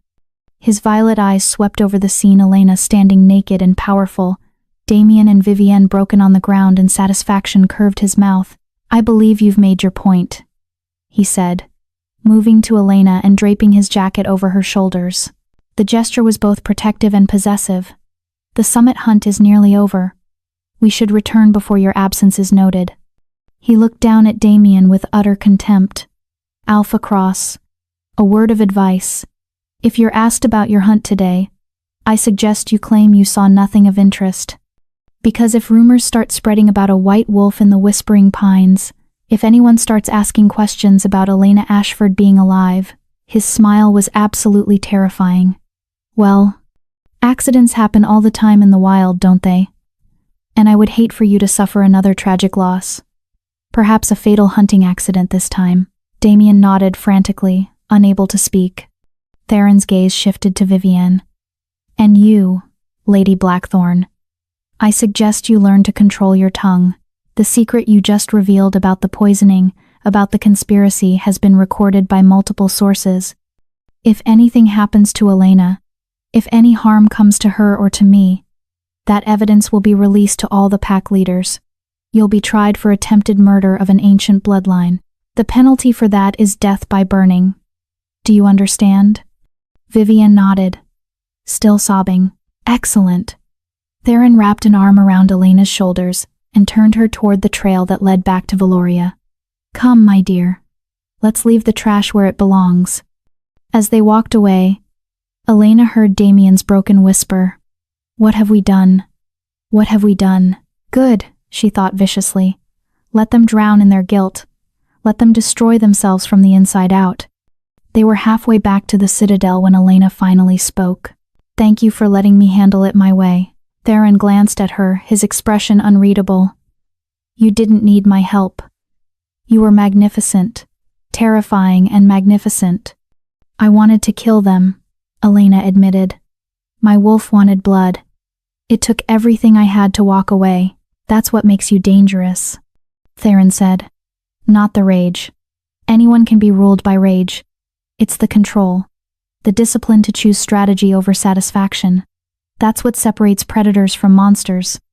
They walked in silence for a moment before Theron added, "But for what it's worth, if you had killed them, I would have supported your decision, would have helped you hide the bodies, would have told the council whatever story was necessary."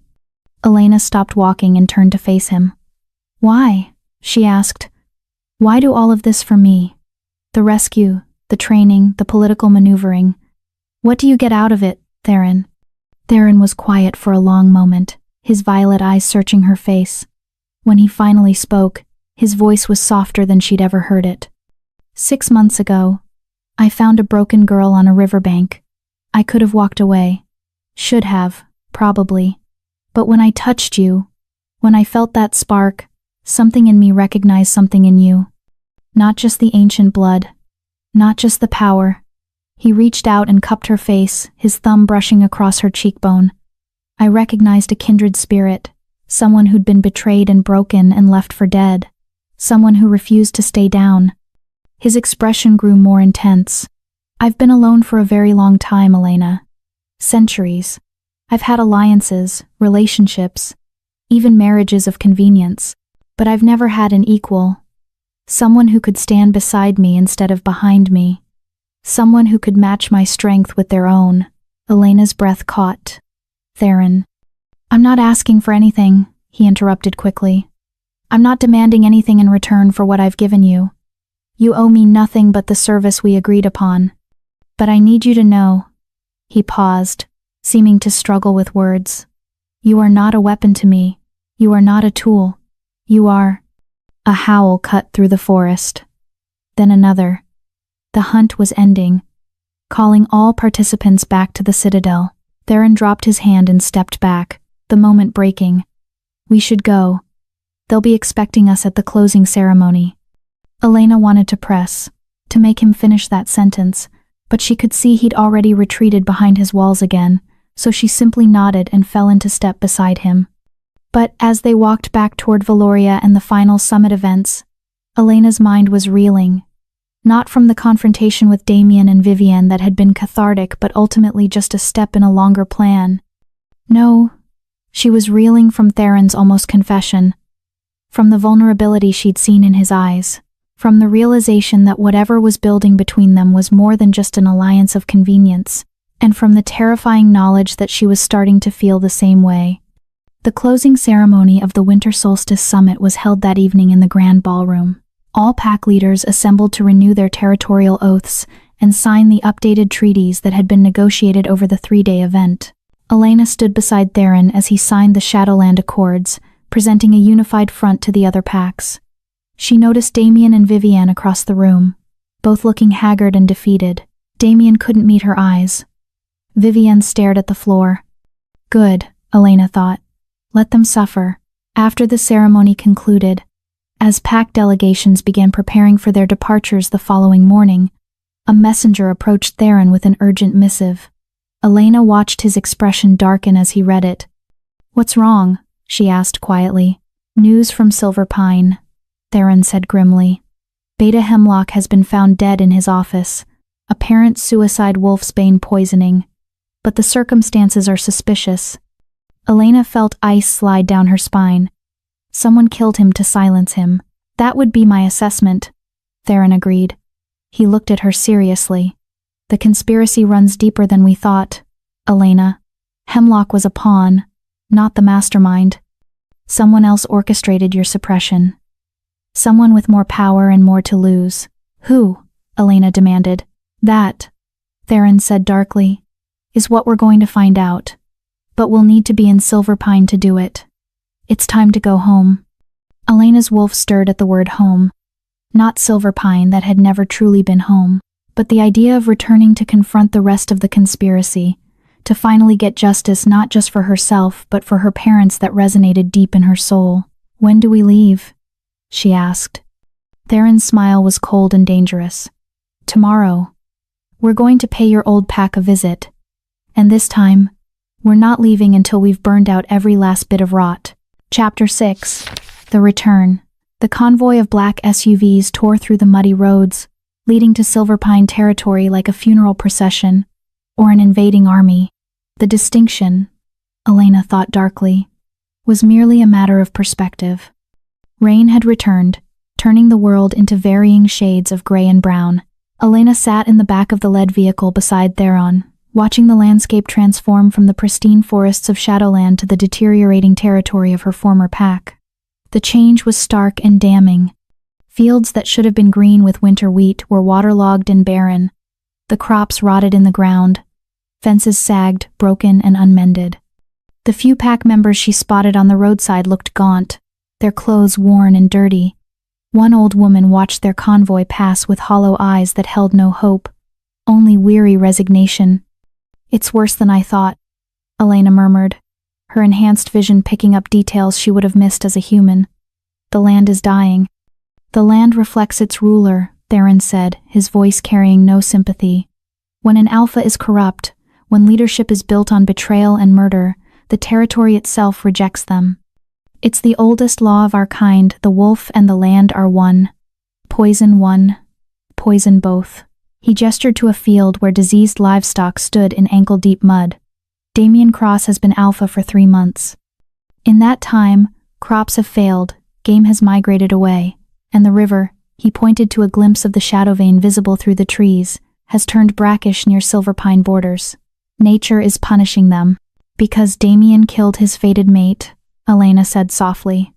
The old superstition suddenly feeling very real. Because he murdered an ancient bloodline, Theron corrected. The land knew what you were, even if you didn't. When Damien pushed you off that cliff, he committed an abomination. The earth itself turned against him. Elena absorbed this, feeling a grim satisfaction. Damien hadn't just failed to silence her, he'd cursed himself and everyone who followed him. The convoy rolled to a stop in front of the Silver Pine pack house. It was a sprawling Victorian mansion that had been beautiful once, but now the paint was peeling, gardens were overgrown with thorny weeds, and several windows were cracked. It looked like a corpse of a house technically standing but fundamentally dead. Remember the plan, Theron said as his guards exited the vehicles and took up defensive positions. "We're here under the pretense of investigating Beta Hemlock's death and ensuring Silverpine's stability doesn't threaten regional security. But our real objective is to find out who ordered my parents killed and who orchestrated the poisoning," Elena finished, "and then make them pay." Theron's smile was sharp with approval. "Exactly." The massive oak doors of the pack house opened. An elderly man in formal butler's attire stood in the doorway, his face carefully neutral despite the obvious terror in his scent. Behind him, Elena could see movement pack members scrambling to prepare for the unexpected royal visit. "Alpha King Theron," the butler said, bowing deeply. We were not expecting Alpha Cross was not informed of your visit. Official visits are for allies," Theron said coldly, ascending the steps with Elena at his side. "Inspections are for packs under investigation. Where is Alpha Cross?" In his office, my lord. I'll inform him immediately." "Don't bother." Theron walked past him into the grand entrance hall. "We know the way." Elena followed, and the moment she crossed the threshold, a wave of memory hit her. She'd grown up in this house, had run through these halls as a child, had celebrated festivals in the great room to the left, had cried in the library to the right when the other children mocked her for being wolfless. But the girl who'd lived here was dead. The woman who returned was something else entirely. Pack members emerged from doorways and side rooms, drawn by the commotion. Elena recognized faces: pack elders, former schoolmates, neighbors who'd watched her grow up. They stared at her with expressions ranging from confusion to dawning horror as they recognized features they'd thought belonged to a dead girl. Can't be. Elena Ashford thought she was dead. Theron's guards moved to flank them as they walked down the center hallway toward the Alpha's office. The crowd parted like water, instinct forcing them to yield to superior power. Damien's office door was closed. Theron didn't knock. He simply placed his hand on the doorknob and sent a pulse of Alpha authority through it that shattered the lock. The door swung open with enough force to crack against the wall. Damien was behind his desk, paperwork spread before him, a glass of whiskey within reach despite the early hour. He looked up sharply, and when he saw Theron and Elena framed in the doorway, the blood drained from his face. "King Theron," he stammered, rising quickly and nearly knocking over his drink. We weren't expecting. What brings you to Silverpine?" "Justice," Theron said simply. He entered the office without invitation, and Elena followed. His guards remained in the hallway, preventing anyone from entering or leaving. Damien's eyes darted to Elena, then away, as if looking at her too long might turn him to stone. "I don't understand. Justice for what?" "For Beta Hemlock's murder," Theron said, moving to the window and looking out at the deteriorating territory. "For the systematic poisoning of an ancient bloodline. For the assassination of Alpha Nathaniel and Luna Margaret Ashford 18 years ago. Should I continue?" Damien's mouth opened and closed soundlessly. Finally, he managed. "Beta Hemlock's death was ruled a suicide. The investigation is closed." "The investigation you closed," Elena said, speaking for the first time. Her voice was cold, controlled, nothing like the soft-spoken girl Damien remembered. "How convenient. The man who orchestrated my poisoning dies right after his conspiracy is exposed, before he can be properly questioned, before he can reveal who was truly pulling the strings." She moved closer to Damien's desk, and he instinctively backed away until he hit the wall. "But here's what you didn't consider, Damien. Hemlock kept records, very detailed records, and they've been recovered. This was partially a bluff. Theron's people were currently searching Hemlock's residence and office, but Damien didn't need to know that." "I don't know what you're talking about," Damien said, but his voice shook. "Elena, if this is about what happened at the summit, I'm sorry. I panicked. I didn't know what to say." "This isn't about the summit," Elena interrupted. "This is about 18 years of poisoning. This is about my parents being murdered because they discovered what was being done to me. This is about a conspiracy that goes far beyond one corrupt beta." She leaned forward, placing both hands on his desk. "Who gave the order, Damien? Who told Hemlock to suppress my bloodline? Who arranged my parents' accident?" "I don't know." Damien's voice rose, panic making it sharp. I swear I don't know. My father never told me about any conspiracy. Hemlock arranged everything. He said you were latent, that it was natural, that your father knew. A new voice said from the doorway. Everyone turned. An elderly woman stood there, bent with age but with eyes that were sharp and knowing. Elena recognized her. Elder Moira, the oldest member of the Pack Council. She'd been ancient when Elena was a child, and she looked even more withered now. Elder Moira, Theron said, his voice carefully respectful. The old woman might look frail, but she carried the authority of age and tradition. You have information. I have the truth, Moira said, shuffling into the room with the aid of a carved wooden cane. And it's time it came to light. I'm too old to carry this poison anymore. She fixed Damien with a disgusted look. Your father, Alpha Gideon, ordered Elena's suppression. He and Hemlock discovered what she was when she was 4 years old during a routine health screening. Her blood showed markers of the ancient lichen strain. Gideon was terrified. A female with that bloodline would be stronger than any male alpha, would challenge the patriarchal succession, would threaten everything the old guard had built. Elena felt rage building in her chest, but she forced herself to remain still, to listen. Gideon convinced Hemlock to begin the poisoning, Moira continued. Small doses of modified wolfsbane in her food and vitamins, just enough to sever the connection to her wolf without killing her human side. They planned to keep her suppressed until she was of mating age, then marry her to Damien to secure the bloodline while keeping her powerless. But my parents found out, Elena said, the pieces clicking together. Moira nodded. Nathaniel Ashford was smarter than Gideon gave him credit for. He noticed Elena wasn't developing like other pups. Started asking questions. Demanded answers.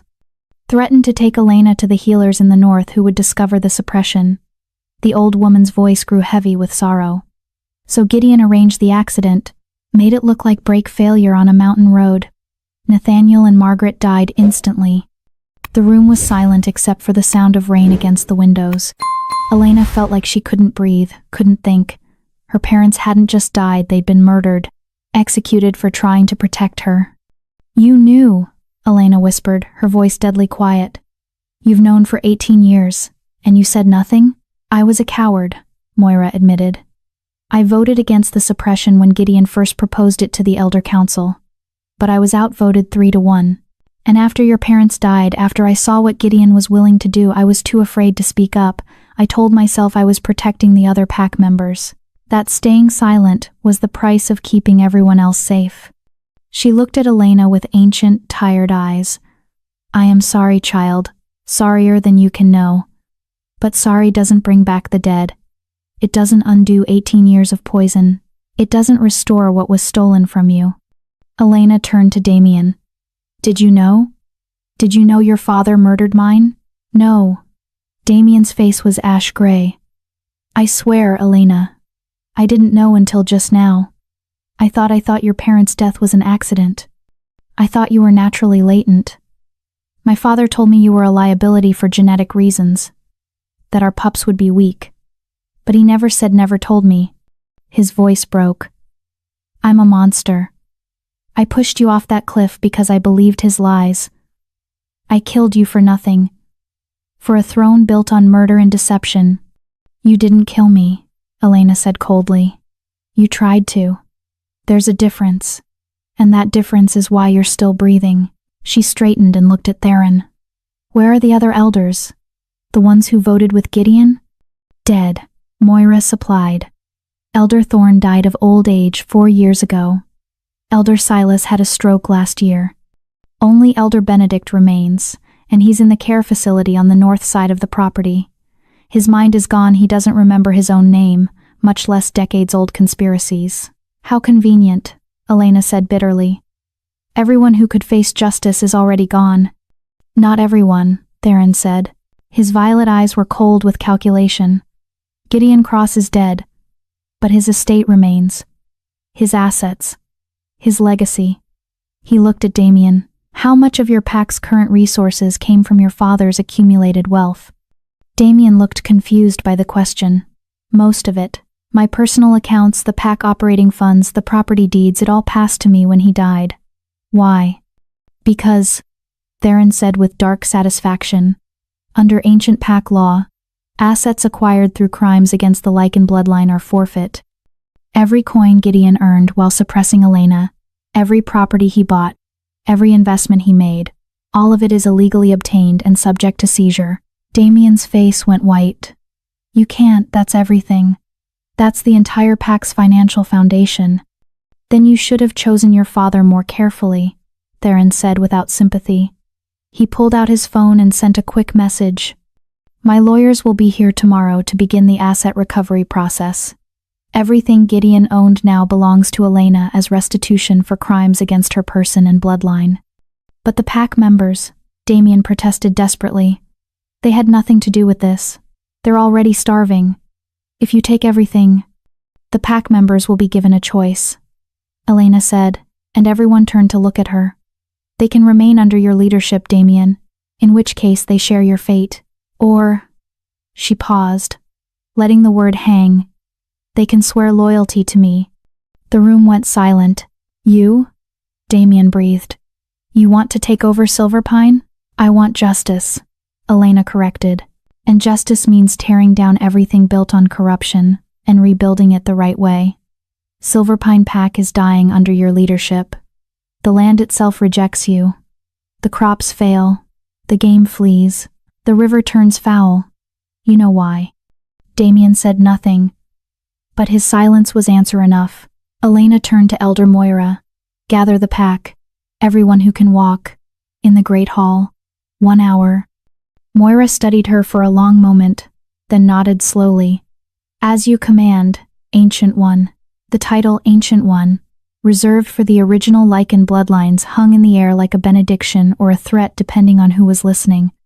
An hour later, every member of Silverpine Pack who could attend had crowded into the Great Hall.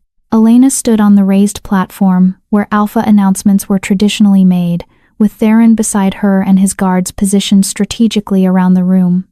Damien stood off to the side, looking like a man watching his own execution. Elder Moira had done her work well. The pack members packed the space over 300 wolves, from elders to pups, all staring at Elena with expressions ranging from confusion to hope to fear. Many of you remember me, Elena began, her voice carrying to the back of the hall without needing to shout. 6 months of training with Theron had taught her how to project authority. I am Elena Ashford, daughter of Nathaniel and Margaret Ashford. 18 years ago, my parents were murdered by Alpha Gideon Cross because they discovered I was being systematically poisoned to suppress my bloodline. Gasps and murmurs rippled through the crowd. For 18 years, I was fed modified wolfsbane in my food and vitamins. Elena continued. I was told I was latent, broken, worthless. I was made to feel like a burden on this pack. And when I became an inconvenience to Damien Cross's political ambitions, she gestured to the pale Alpha. I was pushed off Widow's Peak to die in the river below. More gasps. Some pack members looked shocked. Others looked guilty, ashamed they'd believed the lies. But I didn't die, Elena said, and she let her eyes flash electric blue. I was saved by the Alpha King. The poison was flushed from my system, my wolf was freed. And I learned the truth, I am not broken. I never was. I carry the blood of the first Lycans, the ancient strain, the original shifters. She let that sink in for a moment before continuing. Silverpine Pack is dying. Your crops fail. Your livestock sicken. Your river turns toxic. You know why, even if you don't want to admit it. The land rejects corrupt leadership. Nature punishes those who betray the sacred bonds of pack and mate. Elena's voice hardened. Damien Cross pushed his fated mate off a cliff. He tried to murder an ancient bloodline. And whether you knew about the conspiracy or not, you've all benefited from it. You've all accepted his leadership. You've all looked away while your territory rotted. The pack members shifted uncomfortably, unable to meet her gaze. So here's what's going to happen, Elena said.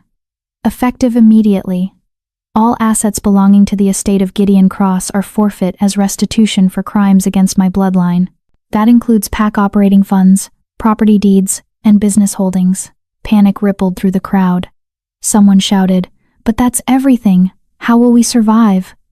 That depends on you, Elena replied. You have a choice. You can remain loyal to Damien Cross. You can follow him into whatever future awaits a cursed alpha ruling a dying territory, in which case, you're on your own. She paused, letting the weight of that option settle. Or you can swear loyalty to me. You can accept me as your Alpha and Luna. You can work to rebuild what corruption destroyed. And in exchange, I will break the curse. I will heal the land. I will restore Silverpine to what it should have been all along. But you can't be Alpha. Someone in the crowd protested. You're female. The ancient laws. The ancient laws. Elder Moira's voice cut through the objection. State that Lycan blood supersedes gender. An ancient bloodline female outranks any alpha male. This is the oldest law, written before patriarchy twisted our traditions. Elena inclined her head in, thanks to the elder, then addressed the pack again. I'm not asking you to decide right now. I'm giving you 3 days. 3 days to think about what kind of pack you want to be. 3 days to decide if you want leadership built on lies and murder, or leadership built on truth and strength. She stepped forward to the edge of the platform. But know this, if you choose me, I will not be a soft leader. I will not tolerate betrayal. I will not accept weakness. I will demand loyalty, discipline, and hard work. We will rebuild Silverpine from the ground up, and it will be painful and difficult. But at the end of it, you'll have a pack worth being proud of again. Silence filled the hall. Then, from the back, an old man stepped forward. Elena recognized him, Gideon Thornfield, a farmer whose fields bordered her parents' old property. I choose you, Elena Ashford, Gideon said, his voice strong despite his age. Your father was a good man. Your mother was a good woman. They deserved better than what Gideon Cross gave them. And so did you. He dropped to one knee. I swear my loyalty to you, Ancient One. For a moment, nothing happened. Then a young mother with 2 pups clutching her skirts stepped forward. I choose you too. My children deserve a future that isn't cursed. She knelt. Then another pack member, and another. Like a dam breaking, wolves began moving forward, dropping to their knees, pledging their loyalty. Within minutes, over 2/3 of the pack had made their choice. Elena's throat tightened with emotion she hadn't expected. These people, many of whom had ignored or pitied her for years, were now looking at her as their salvation. When the movement finally stopped, approximately 80 wolves remained standing. They clustered around Damien, loyalty or fear or stubbornness keeping them tethered to the fallen alpha. Elena looked at them without judgment. You've made your choice. You have until dawn tomorrow to gather your belongings and leave Silverpine territory. Anyone found within pack borders after sunrise will be treated as a rogue and dealt with accordingly. Damien looked at the wolves who'd remained loyal to him, barely a quarter of his pack, and something in him seemed to break. He looked at Elena with hollow eyes. What about me? Do I leave too? Elena considered him for a long moment. Part of her, the wounded girl who'd loved him, wanted to show mercy. But the wolf, the predator, the ancient blood in her veins demanded something else. You stay, she said finally. You stay and watch everything you thought was yours slip through your fingers. You stay and see what Silverpine becomes under real leadership. You stay and live with the consequences of your choices every single day. She stepped closer to him. You wanted power, Damien. You killed for it. So I'm giving it to you, the power of knowledge. You get to know, every day for the rest of your life, that you had something precious and you threw it away, that you could have been great, and you chose to be small. That's your punishment, not death, not exile, just truth. Damien's face crumpled, tears streaming down his face. I'm sorry, he whispered. Elena, I'm so sorry. I know, Elena said, and she walked away. That night, Elena stood in what had been her parents' room. Theron had offered to let her stay in the master suite, now hers by right, but she'd wanted this space instead. The room where she'd gone as a child when she had nightmares. The room that still smelled faintly of her mother's lavender perfume and her father's pipe tobacco. A knock at the door. Come in, she called. Theron entered, carrying 2 glasses of whiskey. He handed her one and leaned against the wall, studying her in the dim lamplight. You did well today, he said. Better than well. You gave them a queen. I gave them a choice, Elena corrected. They made me a queen. Is there a difference? Theron's mouth curved in a slight smile. Elena sipped the whiskey, letting the burn ground her. Did you always know? That I'd end up here? That I'd take over Silverpine? I knew you'd end up somewhere powerful, Theron said. Whether that was at my side in Shadowland or on your own throne in Silverpine, that was always going to be your choice. He moved closer, and the air between them charged with that familiar electricity. And now you have to choose, Elena. Do you stay here and rebuild Silverpine? Or do you come back to Shadowland with me? Elena's breath caught. She hadn't expected the question, though she should have. You said I owed you service, that I was your weapon. I release you from that oath, Theron said simply. You've more than earned your freedom. You can stay here, rule your pack, live your life. I won't hold you to an agreement made when you were broken and desperate. And if I want to come back? Elena asked, her heart hammering. If I want to be in Shadowland? Theron's violet eyes burned into hers. Then you come back not as my weapon, not as my soldier, not as someone who owes me a debt. He reached out and cupped her face, his touch achingly gentle. You come back as my equal, my partner, my. He stopped, seeming to struggle with the word. Your mate? Elena finished for him. Theron's breath caught. I didn't want to presume. You've been through so much. The last thing I wanted was to pressure you into. Elena kissed him. It wasn't tentative or questioning. It was claiming, possessing. The wolf in her recognizing the wolf in him and demanding acknowledgement. Theron made a sound low in his throat and pulled her closer, his hands tangling in her hair as he kissed her back with months of restrained desire finally unleashed. When they finally broke apart, both breathing hard, Elena smiled up at him. I choose both, she said. I rule Silverpine, but I live in Shadowland, with you, as your mate and your equal. The logistics of that will be complicated, Theron said. But he was smiling, genuinely smiling in a way she'd never seen from him. Good thing we're both very good at complicated, Elena replied. Theron laughed, actually laughed, and kissed her again. Good thing indeed. Chapter 7, The Coronation. 3 weeks later, the transformation of Silverpine Pack was already visible. The physical changes were subtle but undeniable. The river ran clearer, the fields seemed less waterlogged, and the oppressive atmosphere that had hung over the territory like a shroud had begun to lift. But the real transformation was in the people. Elena stood in what had been Gideon Cross's office, now stripped of its dark wood paneling and heavy masculine furniture, replaced with lighter colors and windows thrown open to let in fresh air and sunlight. Maps covered one wall, detailed plans for crop rotation, irrigation systems, and infrastructure repairs. On her desk sat reports from work crews, budget projections, and a growing list of pack members who'd requested audiences to air grievances that had been ignored under previous leadership. You've barely slept in 2 weeks, Theron's voice came from the doorway. He leaned against the frame, dressed in simple black tactical gear, having just returned from a border patrol with his guards. Even wolves need rest, Elena. I'll rest when the coronation is over, Elena replied, not looking up from the water rights treaty she was reviewing. There's too much to do. The irrigation channels need to be dredged before spring planting. The pack house needs structural repairs. And I still haven't resolved the dispute between the Thornfield and Morrison families over grazing rights. Theron crossed the room and physically removed the document from her hands. The grazing dispute has existed for 40 years. It can wait another day. You, however, cannot keep pushing yourself like this. You're running on fumes and stubbornness. Elena wanted to argue, but a wave of exhaustion hit her so hard she swayed slightly. Theron caught her, his strong hand steadying her. When did you last eat? He demanded. Breakfast, I think. Elena rubbed her eyes. Maybe yesterday's breakfast? Impossible, woman, Theron muttered, but there was affection in his voice.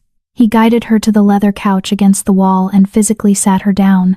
Stay. I'm getting you food, and you're going to eat it, while I explain why you're going to delegate more. I can't delegate, Elena protested. These people just swore loyalty to me. I need to prove I'm worthy of that loyalty. You prove it by being an effective leader, not by working yourself to death. Theron countered. He pulled out his phone and sent a quick message. Your second in command is Gideon Thornfield. Use him. Your head of security is Raina Steele. She's former military and extremely competent. Use her. You have advisors for a reason. I don't trust easily, Elena admitted quietly. Not after everything. Theron's expression softened. He sat beside her, close enough that their thighs touched. I know. But you can't rebuild an entire pack alone. That's not strength, it's fear wearing a crown. The words hit harder than Elena wanted to admit. Before she could respond, a knock came at the door. A young Omega entered with a tray of food sandwiches, fruit, cheese, and a pot of tea that smelled of chamomile and honey. Luna Ashford, the Omega said, setting the tray on the coffee table. Compliments of the kitchen staff. They said you missed lunch again. Thank you, Elena said, genuinely touched. What's your name? Sophie, Luna. The girl ducked her head shyly. I work in the kitchens. My mother asked me to tell you that the pack is grateful for what you're doing. The changes. The hope. After Sophie left, Elena stared at the food with an odd tightness in her chest. They're calling me Luna already. I haven't even been officially coronated. They're calling you what you are, Theron said, pushing the plate toward her. Now eat before I have to feed you myself. Elena picked up a sandwich and took a bite, suddenly realizing how ravenous she was. Tell me about your coronation, she said between bites. What should I expect? Theron leaned back, his expression going distant with memory. Mine was 200 years ago and involved significantly more blood sacrifice than yours will. Different times. He caught her alarmed look and smiled. Metaphorical blood sacrifice. Mostly. I had to defeat 3 challengers in ritual combat to prove my right to rule. Will I have to fight? Elena asked. Technically, any pack member can issue a challenge during the coronation ceremony, Theron explained. It's their last chance to object to your leadership before you're formally recognized by the High Council. But given that you're an ancient bloodline, and you've already proven your power, his eyes gleamed with remembered pride. I doubt anyone will be stupid enough to challenge you. And if they do? Elena pressed. Then you put them down quickly and decisively, Theron said without hesitation. You're not that soft girl anymore, Elena. You're an alpha. If someone challenges you, it's not personal, it's political. They're testing whether you have the spine to lead. Show them you do. Elena nodded, filing that away. What about the mating bond? I know the ceremony is technically separate from the coronation, but everyone expects we'll formalize it during the same event. Theron's expression shifted, becoming more intense. The mating ceremony is sacred, permanent. Once the bond is formalized before witnesses and acknowledged by pack magic, it can't be broken except by death. He reached out and took her hand. Are you certain this is what you want? I meant what I said. I released you from any obligation to me. If you'd rather rule Silverpine independently. I'm certain, Elena interrupted. The question is, whether you're certain. You've been alone for centuries. You've ruled absolutely with no one to question you. Can you really share power with someone who won't just follow orders? Theron's laugh was low and rough. Elena, I don't want someone who follows orders. I've had centuries of that and it's boring as hell. I want someone who challenges me. Someone who makes me think. Someone who's strong enough to tell me when I'm wrong and powerful enough that I actually listen. He leaned closer, his violet eyes capturing hers. I want you. Not the broken girl I found on the riverbank. Not some idealized fantasy of what you could be. You exactly as you are now, fierce and stubborn and still learning your power. That's what I want. Elena's breath caught. Then you'll have me. On one condition. Name it. We rule as equals, Elena said firmly. Not you granting me power. Not me deferring to your authority. True equals. What's mine is yours. And what's yours is mine. Including decision-making, resources, and respect. Done, Theron said immediately. I wouldn't want it any other way. He paused, then added with dark humor. though I reserve the right to occasionally pull rank when you're running yourself into the ground like you've been doing. Elena smiled despite herself. Deal. But I reserve the right to ignore you when I think you're being overprotective. Wouldn't expect anything less. Theron kissed her, soft and sweet, then pulled back. Now finish eating. The ceremony is in 3 days, and you need to be at full strength. The day of the coronation dawned clear and cold, the first genuinely beautiful day Silverpine had seen in months. It felt like an omen, the land itself acknowledging the change in leadership. The ceremony was held in the sacred grove, a clearing deep in Silverpine's oldest forest where pack rituals had been performed for generations. Ancient oaks formed a natural cathedral, their branches interlocking overhead to create a living ceiling. At the center of the clearing stood a massive stone altar carved with symbols that predated modern language: wolf heads, moons, spirals representing the eternal cycle of death and rebirth.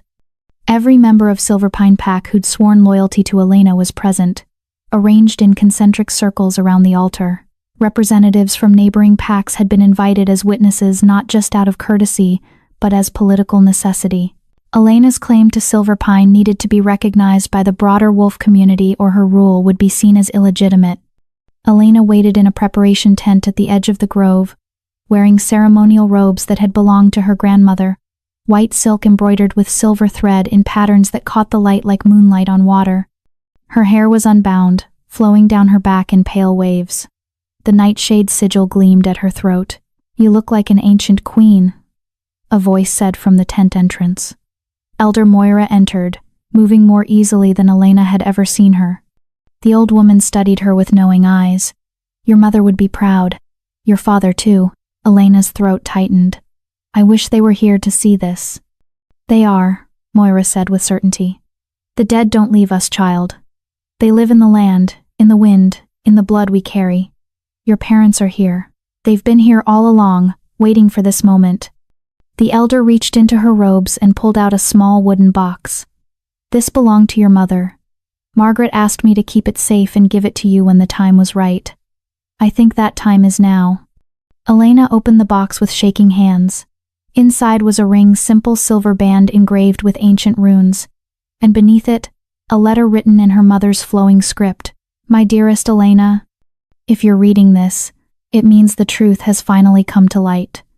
It means you've survived the darkness we tried to protect you from. It means you've become what we always knew you could be. Your father and I discovered what was being done to you when you were 4 years old. We tried to fight it, tried to expose it, but Gideon Cross was too powerful and we were too naive. We thought love and truth would be enough. We were wrong. This ring belonged to your grandmother, and her grandmother before her. It's been passed down through the Ashford line for 10 generations, always to the strongest female, never to the males, because our line carries something precious that only shows in daughters. Power. True power. Wear this ring and know that you are not broken. You never were. You are exactly what you were always meant to be. A leader, a warrior, a queen in your own right. We love you, Elena. We will always love you. Live well. Live fiercely. Live without apology. Your mother, Margaret Ashford." Elena read the letter 3 times, tears streaming down her face. Elder Moira said nothing, simply stood witness to her grief and her healing. Finally, Elena slipped the ring onto her right hand. It fit perfectly, the metal warming against her skin as if recognizing her blood. "Thank you," she whispered to Moira, "for keeping it safe, for telling the truth when it mattered." "I should have spoken sooner," Moira said with deep regret. "I should have been braver. But the past cannot be changed, only the future. So go out there and build a future worthy of your parents' sacrifice." The ceremony began at noon when the sun was at its highest point. Elena walked into the sacred grove alone. Tradition dictated that she enter without escort or champion, proving she came to power through her own strength. The pack members parted as she walked down the center aisle, their eyes tracking her movement. Some looked at her with hope, others with curiosity. A few with barely concealed skepticism, especially the older males who'd grown up believing females couldn't lead. Theron stood to the side with the other pack representatives, dressed in full ceremonial regalia as Alpha King. His violet eyes tracked her every movement, pride and possessiveness radiating from him in waves. Elena reached the stone altar where Elder Moira waited, along with 2 other surviving elders who'd been neutral in the previous regime. The ceremony was being presided over by a representative from the High Council, an ancient female named Celeste, who'd been officiating coronations for longer than most packs had existed. Elena Ashford. Celeste's voice rang out, magically amplified to reach every corner of the grove. You stand before your pack, and before the eyes of the wolf community. You claim leadership of Silverpine Pack by right of blood and by right of conquest. Do you understand what you claim? I understand, Elena said clearly. To be alpha is to be first in battle and last in retreat, Celeste continued, reciting the ancient words. To be alpha is to bear the weight of every decision and the consequences of every failure. To be alpha is to sacrifice self for pack, always and without exception. Do you accept this burden? I accept it. Then let any who would challenge this claim come forward now, Celeste declared, or forever hold their silence. Elena's muscles tensed, ready for combat. For a long moment, nothing happened. The grove was silent except for the wind through the trees. Then movement in the crowd. A male wolf stepped forward, large, heavily muscled, with the bearing of a warrior. Elena recognized him as Thomas Grayson, former head of Silverpine's border patrol under Gideon Cross. He'd been one of the wolves who'd remained loyal to Damien initially, but had switched sides after seeing Elena's power. I challenge, Thomas said, his voice carrying. Not because I doubt your blood, Luna Ashford, but because tradition demands proof of strength. I ask that you prove your right in combat. The crowd murmured. This was within his rights. Though it was clearly a calculated political move. Thomas was testing her, yes, but he was also giving her the chance to prove herself in a way that would silence all doubters. Elena stepped away from the altar, pulling off the ceremonial robes to reveal the fitted tactical gear she wore underneath. She'd been prepared for this. Theron had made sure of it. I accept your challenge, Elena said. What are the terms? First blood, Thomas replied. Wolf form. No holds barred otherwise. Agreed. Elena rolled her shoulders, loosening her muscles. Elder Celeste, if you would officiate? The ancient councilwoman nodded. Thomas Grayson of Silverpine challenges Elena Ashford for right of leadership. Combat will be to first blood in wolf form. Both parties have agreed. On my mark, shift. The transformation was instantaneous for both of them. Thomas became a large brown wolf, easily 200 pounds of muscle and fang. A formidable opponent, but Elena became the white wolf. She was larger than Thomas by at least 50 pounds, her white fur tipped with silver gleaming in the afternoon sun. Her electric blue eyes burned with power that made even the other alphas present take a step back. This wasn't just a wolf, this was something ancient, something primal, something that belonged in legends rather than living memory. Thomas hesitated for just a fraction of a second, his instincts screaming danger. That hesitation was his undoing. The white wolf moved with blinding speed, closing the distance before Thomas could react. She didn't go for his throat, that would be killing intent, not first blood. Instead, she darted in low, her teeth finding his foreleg and biting down just hard enough to break skin. Thomas yelped and stumbled. The white wolf released him and backed off, giving him room to surrender or continue. Thomas, to his credit, knew when he was outmatched. He lowered his head in submission, exposing his throat. The fight had lasted less than 15 seconds. Elena shifted back to human form, breathing easily, not even winded. Well fought, she said to Thomas, offering him a hand up after he too shifted back. I'll want you to remain as head of Border Patrol, if you're willing. Your challenge showed honor, not disrespect. Thomas took her hand, his face showing a mixture of relief and awe. It would be my honor, Luna Ashford. He raised his voice so the entire pack could hear. I submit to Elena Ashford as Alpha of Silverpine Pack. Let all who witness this know she is the true leader. The pack erupted in howls of approval. The tension that had gripped the grove released like a snapped bowstring. Celeste smiled an expression that transformed her ancient face. Any other challenges? She asked dryly. Silence. No one else was foolish enough to test the white wolf after that display. Then it is settled, Celeste declared. By right of blood, by right of combat, and by the will of the pack, I declare Elena Ashford to be Alpha and Luna of Silver Pine Pack. Let the land know her. Let the spirits acknowledge her. Let all who dwell within these borders recognize her authority." The ancient councilwoman placed her hands on Elena's head, and power surged through the grove. Old magic, pack magic, the kind that bound leader to land to people in ways that transcended the physical. Elena gasped as she felt it flood through her, the weight of Silver Pine settling onto her shoulders, the awareness of her territory expanding into her consciousness, the lives of her pack members becoming threads she could sense and feel. "It is done," Celeste said. "Rise, Alpha Elena Ashford of Silver Pine." Elena stood, and she was no longer just a woman. She was Alpha. She was Luna. She was the living embodiment of Silver Pine Pack. The mating ceremony followed immediately, before the gathered witnesses and pack members. This was Theron's tradition, not Silver Pine's, but no one objected to combining the ceremonies. Partly because it was practical, but mostly because no one wanted to risk offending the Alpha King. Theron stepped forward to stand beside Elena at the altar. This close, the power radiating from both of them was almost visible, violet and blue, shadow and moonlight, perfectly complementary. "The mating bond is the oldest of our traditions," Celeste said, beginning the ancient rites. "It supersedes pack, supersedes territory, supersedes all other bonds. To mate is to become one in flesh, in spirit, in power." She looked at Theron.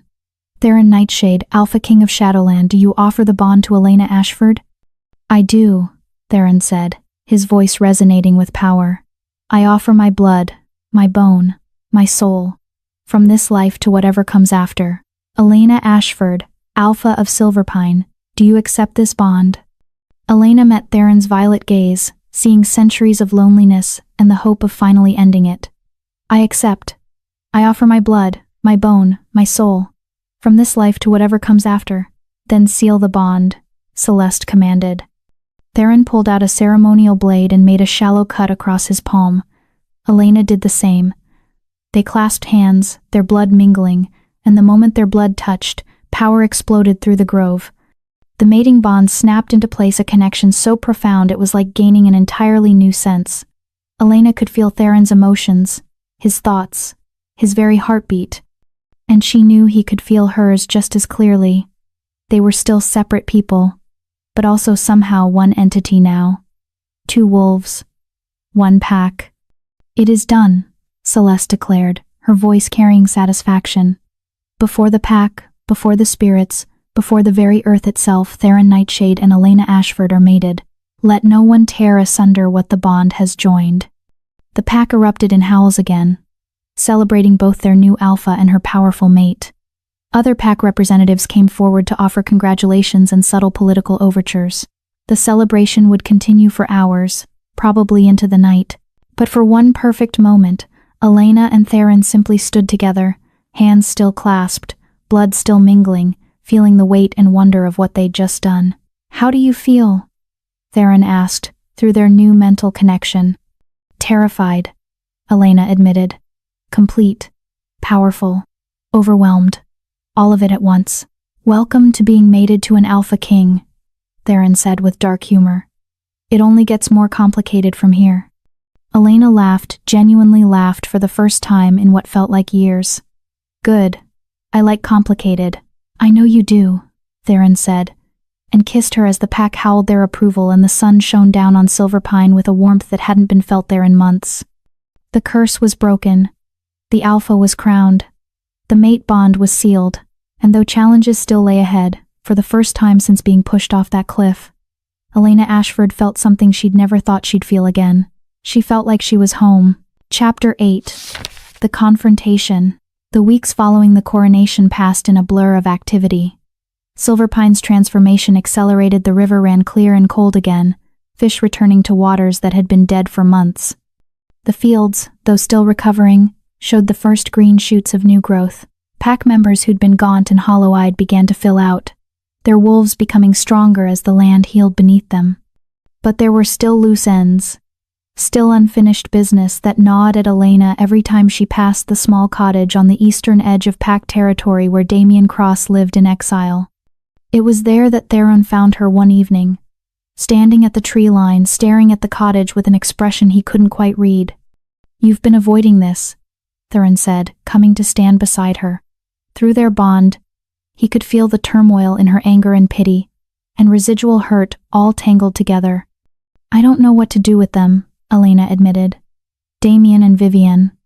They're still here, still part of the pack, but everyone knows what they did. It's like having an infected wound that won't heal because I keep refusing to deal with it." "What do you want to do?" Theron asked carefully. "Not what you think you should do as Alpha. What do you, Elena, want?" Elena was quiet for a long moment. "Part of me wants them gone. Exiled. Erased from my life completely. But another part," she trailed off, struggling with words. "Another part wants them to understand," Theron finished. "Wants them to truly comprehend what they destroyed and what they lost." Elena nodded. "Is that petty? Vengeful?" "It's human," Theron said, "and Wolf. We're creatures of justice and balance. What was taken should be restored. What was broken should be acknowledged." He turned her to face him. "But you need closure, Elena. We both know this. So let's finish it. Tonight." Elena took a deep breath, feeling the decision settle in her bones. "Tonight," she agreed. They went to Damien's cottage as the sun was setting, painting the sky in shades of blood and gold. Theron's guards flanked them not because they expected violence, but because this was official pack business and required witnesses. Elena knocked on the door with more force than necessary. It opened almost immediately, as if Damien had been waiting. He looked terrible. The handsome, confident alpha heir was gone, replaced by a man who looked like he'd aged a decade in 3 months. His eyes were hollow, his face gaunt, his hands shaking slightly as he gripped the doorframe. "Elena," he breathed. "Luna. I wasn't expecting." "Is Vivian here?" Elena asked, her voice professionally cold.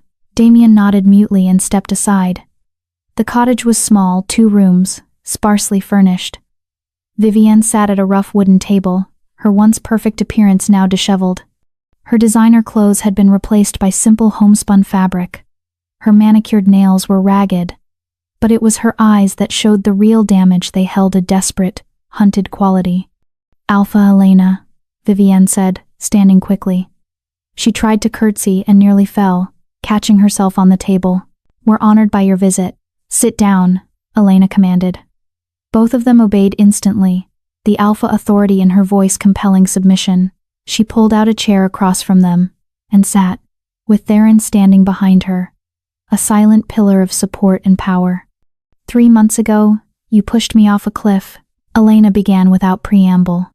"You tried to murder me to secure your political position and cover up a conspiracy of poisoning and assassination that had been going on for 18 years. Damien flinched with each word like they were physical blows. "Since then, I've taken back Silverpine. I've broken the curse your actions created. I've begun healing the damage your leadership caused. And I've done all of this while you've lived here, watching, existing in a kind of limbo." Elena leaned forward. "That ends tonight. One way or another. Are you going to kill us?" Vivienne asked, her voice barely a whisper. "I haven't decided yet," Elena said honestly. "That's why we're here. I want to understand something. I want to know why. Not the politics of it, I understand those. I want to know how 2 people I trusted, 2 people I loved, could look me in the eye and choose murder." Damien's face crumpled. "Elena, I was weak. I was scared. My father filled my head with ideas about strong bloodlines and political necessity, and his voice broke. I know those aren't excuses. I know there's nothing I can say that makes it right. But I need you to understand. I didn't want to do it. I thought I had to. For the pack. For the future." "You thought you had to murder your mate for the pack?" Elena's voice was ice. "The pack that's now thriving without you? The territory that's healing because you're not leading it anymore?" "I was wrong," Damien whispered. "About everything. About you being weak. About power coming from bloodlines. About what makes a good alpha. I was wrong. And by the time I realized it, it was too late. You were already falling." Elena turned to Vivian. And you? What's your excuse? Vivian's hands twisted in her lap. Jealousy, she said finally. The word bitter. You had everything I wanted. The ancient bloodline. Damien's childhood affection. The respect of the pack members, even though you couldn't shift. You were loved without earning it. And I worked so hard to be perfect. To be strong. To be everything a Luna should be. But it was never enough. You were always there. Always the standard I couldn't reach. She looked up, tears streaming down her face. So when my father told me about the plan, when he said we could remove you, and I could take your place, I jumped at it. I told myself you didn't deserve what you had. That I would be a better Luna. That I was doing the pack a favor. She laughed bitterly. I was lying to myself. I just wanted what you had, and I was willing to kill for it. You were my best friend, Elena said, and for the first time, real emotion cracked through her professional facade. We grew up together. I trusted you with everything. How could you smile in my face while helping to poison me? How could you stand there on that cliff and watch Damien push me? I don't know, Vivian sobbed. I don't know. I keep asking myself that. I keep seeing your face as you fell. And I can't sleep anymore. I can't eat. Every time I close my eyes, I see you screaming as you disappeared into the river. Good, Elena said coldly. You should see it. You should never forget it. Because that's the real punishment, living with what you've done. Living with the knowledge that you destroyed something precious out of petty jealousy and ambition. She stood up, her chair scraping against the floor. I could kill you both. Pack law would support it. You attempted to murder your Luna. The penalty is death by any means the Alpha chooses. I could shift right now and tear out your throats, and everyone would say it was justice. Damien closed his eyes, accepting his fate. Vivian continued to cry silently. But I'm not going to kill you, Elena continued, because death is easy. Death is escape, and I want you to live with this. I want you to spend every day of your miserable lives remembering what you lost. What you could have had if you'd just been brave enough, strong enough, to be decent people. She moved to the door, then paused. However, you can't stay here. Your presence poisons this territory. You're a reminder of corruption and betrayal, and Silverpine deserves better. So here are your options. Elena turned back to face them. Option 1, exile. You leave Silverpine territory tonight and never return. You become rogues, packless wolves trying to survive in a world that doesn't trust those without pack bonds. It's a hard life, and most rogues don't last more than a few years. Vivian's face went even paler. Option 2, Elena continued. You submit to the High Council for judgment. I present evidence of your crimes: conspiracy to murder, abuse of pack authority, falsifying pregnancy to manipulate succession. You'll be tried publicly, and if found guilty, which you will be, the punishment is typically execution or permanent magical binding that prevents you from ever shifting again. Damien made a choked sound of horror. To never shift again was a fate worse than death for most wolves. Or option 3, Elena said, and her voice softened slightly. You accept what I call redemption through service.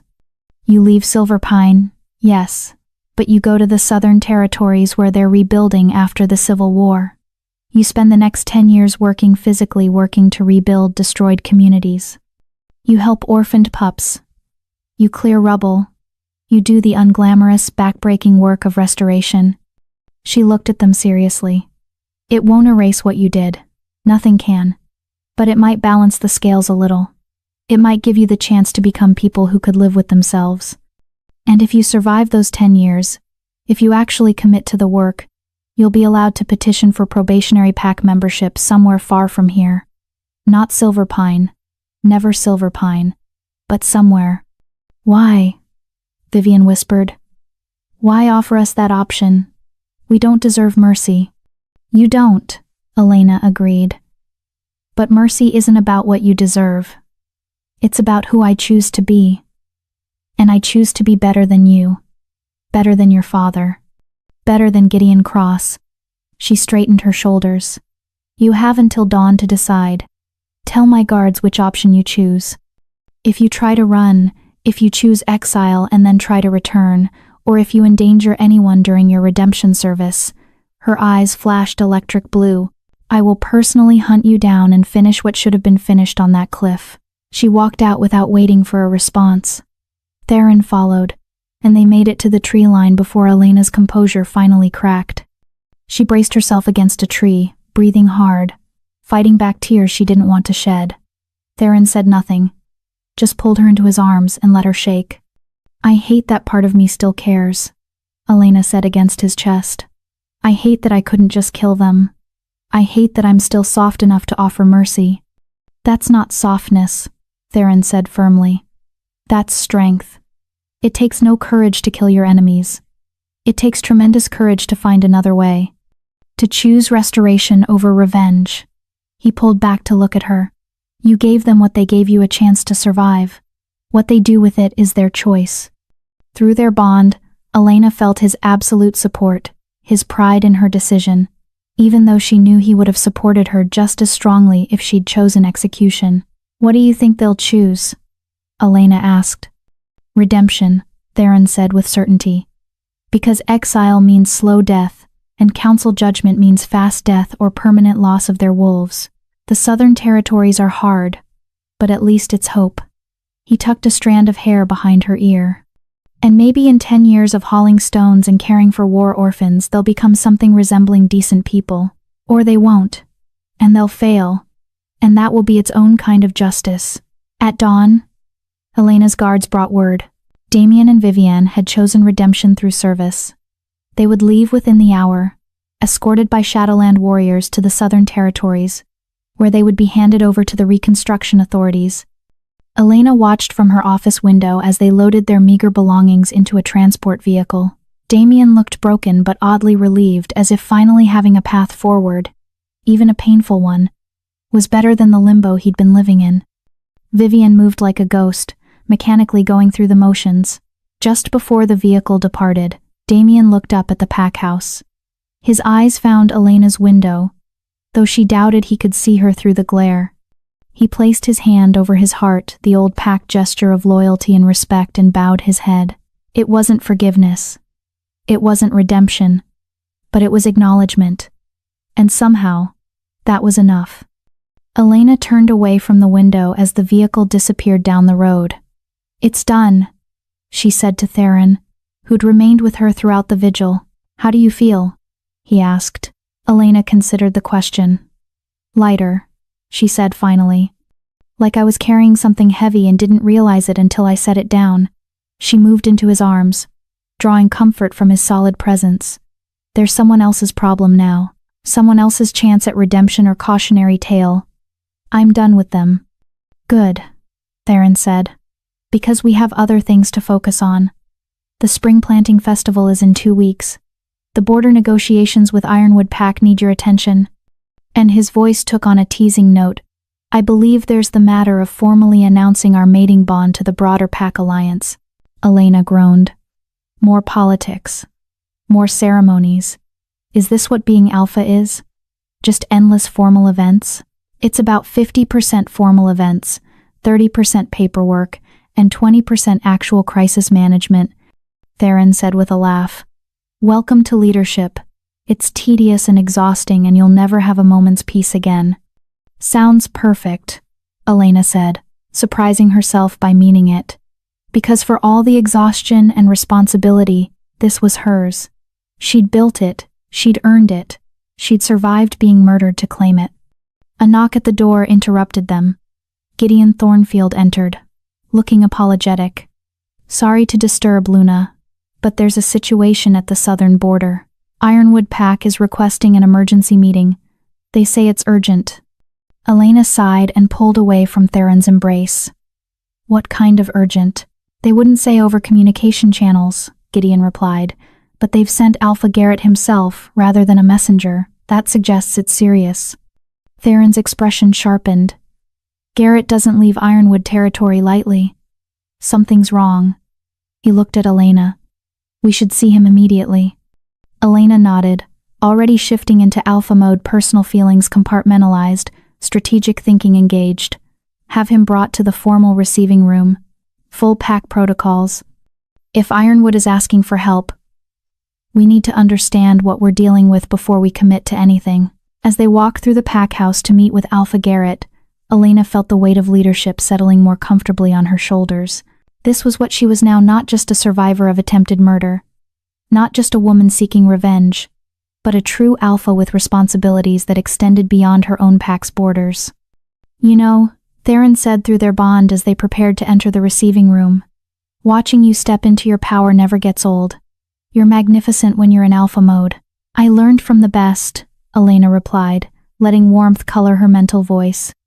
You did, Theron agreed.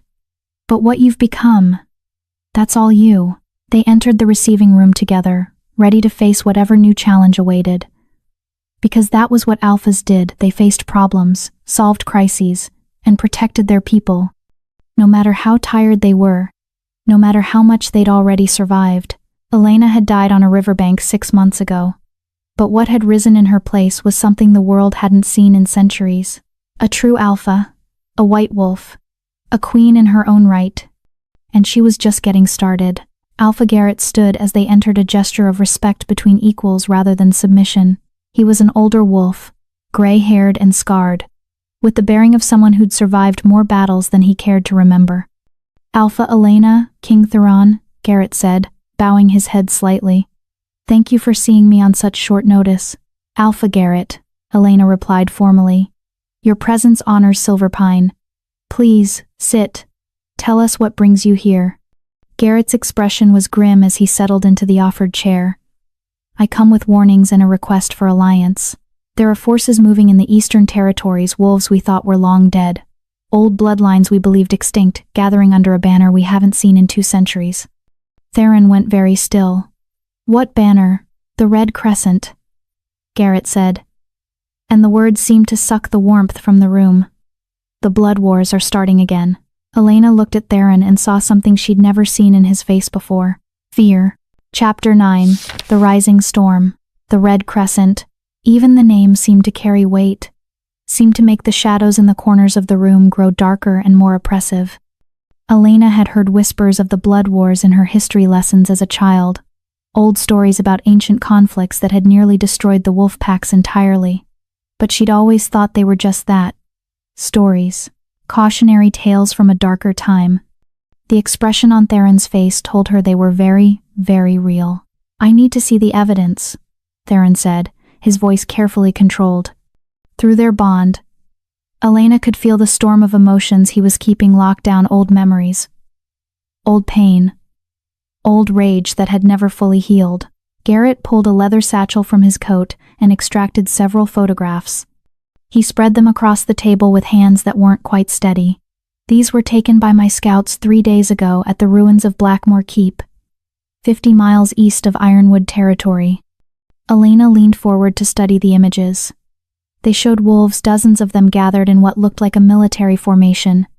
But it was the banner hanging from the ruined keep's tower that made her breath catch. A red crescent moon, dripping what looked like blood, on a field of absolute black. How many? Theron asked, his jaw tight. At least 200 that we've confirmed, Garrett replied. But my scouts report more arriving daily. They're recruiting from rogue populations, from outcasts, from packs that feel disenfranchised by the current territorial agreements. He looked at Theron seriously. They're using your name, by the way, claiming that the Alpha King has grown soft, that the old ways are being forgotten, that it's time for a return to pure wolf culture. Pure wolf culture, Theron repeated with dark amusement. That's what they're calling it now? When I fought them 200 years ago, they called it culling the weak and survival of the strongest. Different words, same genocidal philosophy. Elena felt a chill run down her spine. What exactly are the blood wars? The history I learned in school was vague. Because the victors, those of us who survived, agreed never to speak of it in detail, Theron said. His violet eyes had gone distant, seeing things Elena couldn't. The blood wars were an attempt by extremist factions to eliminate what they called diluted bloodlines. Basically, they wanted to kill anyone who wasn't pure alpha stock. Betas, omegas, anyone with mixed heritage, anyone who showed weakness or deviation from their ideal. Eugenics, Elena said flatly. They were practicing eugenics. On a massive scale, Garrett added grimly. Over 50,000 wolves died in the 3 years the wars lasted. Entire packs were wiped out. Bloodlines that had existed for millennia were extinguished. It only ended when King Theron and a coalition of alphas from across the territories united to crush the Red Crescent's leadership. We thought we'd eliminated them completely, Theron said. We hunted down every member, every sympathizer, every wolf who'd sworn allegiance to their cause. But clearly, we missed some. Or, his eyes narrowed, someone's resurrected the ideology and recruited a new generation. Garrett nodded. My intelligence suggests it's a combination. There are a few old survivors wolves who went into deep hiding and waited for the right moment to emerge. But most of the current membership is young, wolves who've been radicalized by propaganda about returning to traditional values and wolf purity. And they've chosen now to make their move, Elena said, pieces clicking together. When do you think they'll attack? That's the question, Garrett replied. They're still in the gathering phase, recruiting, training, stockpiling resources. My analysts estimate we have 3 to 6 months before they're ready for a major offensive. He looked between Theron and Elena. Which is why I'm here. Ironwood cannot stand alone against this threat. No single pack can. We need the kind of alliance that defeated them before. We need the Alpha King to rally the territories. Theron stood and walked to the window, staring out at Silverpine's recovering lands. Elena could feel his internal struggle through their bond, the weight of old trauma warring with the responsibility of leadership. If I call the alliance, Theron said slowly, it means war. It means pulling every pack into a conflict that will cost lives, resources, and stability. It means young wolves who've never known real combat will be sent to face fanatics willing to die for their cause. And if you don't call the alliance, Garrett countered, the Red Crescent will pick us off one by one. They'll start with the smaller packs, the vulnerable ones. They'll gain momentum and power until they're unstoppable. He stood as well, his voice urgent. You know what they're capable of, Theron. You've seen what happens when ideology like theirs goes unchecked. We have to stop them now, while we still can. Elena moved to stand beside Theron, placing her hand on his arm. Through their bond, she sent waves of support, of strength, of absolute certainty that whatever he decided, she would stand with him. Theron covered her hand with his own, drawing comfort from her presence. Finally, he turned back to Garrett. You're right. We can't let history repeat itself. He straightened, and suddenly he wasn't just a man, he was the Alpha King, the warrior who'd fought in the first Blood Wars and emerged victorious. I'll call the alliance. We gather the pack leaders at Shadowland in 2 weeks. We prepare for war. Garrett's relief was palpable. Thank you. Ironwood stands ready to answer your call. After Garrett departed, Elena and Theron remained in the receiving room, both processing the magnitude of what was coming. Tell me about the Blood Wars, Elena said quietly. The real story. Not the sanitized version from history books. Theron was silent for a long moment. When he finally spoke, his voice carried the weight of centuries. I was younger then. Not naive, but less scarred, less cynical. The Red Crescent emerged slowly, presenting themselves as a movement for pack purity and preserving tradition. By the time we realized what they really were, a genocidal cult bent on eliminating anyone they deemed inferior, they'd already infiltrated dozens of packs. He moved to the liquor cabinet and poured 2 glasses of whiskey, handing one to Elena. The war was brutal. They didn't just attack warriors, they targeted pups, elders, anyone they considered weak. They burned entire pack houses with families inside. They poisoned water supplies. They used tactics designed to maximize suffering and terror. Elena felt sick. How did you finally defeat them? We had to become as ruthless as they were, Theron said, and the pain in his voice told Elena this still haunted him. We tracked them to their stronghold at Blackmoor, keep the same place Garrett's scouts just found the new recruits. We laid siege for 3 months. When we finally breached the walls, the fighting was savage. Hand to hand. Wolf against wolf. The keep ran red with blood. That's where the name Blood Wars truly came from. He drank deeply from his glass. We killed their leader, a wolf named Malachi Redclaw, and every member of his inner circle. Then we hunted down the survivors across the territories. It took years, but we thought we'd eliminated the threat completely. And now they're back, Elena said. Now they're back, Theron agreed. Which means either we were less thorough than we thought, or someone's been quietly rebuilding the movement for decades, waiting for the right moment. Elena set down her glass and turned to face him fully. What do you need from me? From Silverpine? Everything, Theron said honestly. This isn't just Shadowland's fight. Every pack will need to contribute warriors, resources, intelligence. Silverpine is still recovering. But we're strong enough to stand, Elena interrupted. And we will. These extremists want to eliminate weak bloodlines. I'm living proof that their ideology is garbage. 6 months ago, they would have called me weak, worthless, someone to be culled. Now I'm alpha of my own pack and mated to the Alpha King. Let them come. I'll show them what we can do. Theron smiled, genuinely smiled for the first time since Garrett had mentioned the Red Crescent. That's my mate. Fierce, even in the face of genocidal fanatics. I learned from the best, Elena said, echoing her earlier words. Then, more seriously, what's our timeline? What needs to happen in the next 2 weeks? Theron shifted into strategic mode, his mind already working through the logistics. First, we send messengers to every pack in the Northern Territories. Not requests, commands. The Alpha King is calling an alliance, and attendance is mandatory. Any pack that refuses will be considered hostile. He began pacing, the way he always did when planning complex operations. Second, we need to accelerate Silverpine's military readiness. Your pack members have basic training, but they're not prepared for this level of combat. I'll send some of my best warriors to drill your fighters. We have 2 months, maybe less, to turn farmers and craftsmen into soldiers. Third, Elena added, picking up his thread, we need intelligence. Garrett's scouts provided good information, but we need more. Numbers, leadership structure, supply lines, strategic objectives. Everything. Exactly. Theron stopped pacing and looked at her. Which brings me to something difficult. The intelligence gathering will be dangerous. It will require infiltration, possibly capture of Red Crescent members for interrogation. It's not pretty work. You're asking if I'm willing to do what's necessary, Elena said. The answer is yes. These wolves want to create a world where people like me don't exist. Where anyone who doesn't fit their narrow definition of pure is eliminated. I'll do whatever it takes to stop them. Theron crossed to her and cupped her face in his hands. You're sure? Once we start down this path, there's no turning back. War changes people, Elena. Even necessary wars. Even righteous ones. I'm already changed, Elena reminded him. I was murdered and reborn.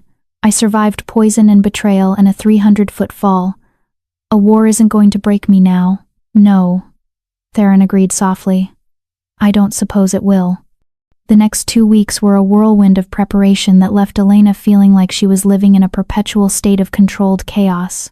Messengers rode out to every corner of the Northern Territories, carrying the Alpha King's summons. Responses came back swiftly, most pledging immediate support. A few requesting clarification, none outright refusing. The memory of what happened to those who opposed the Alpha King during the First Blood Wars was apparently still fresh enough to compel cooperation. Silverpine's transformation accelerated again, but this time the focus shifted from agricultural recovery to military readiness.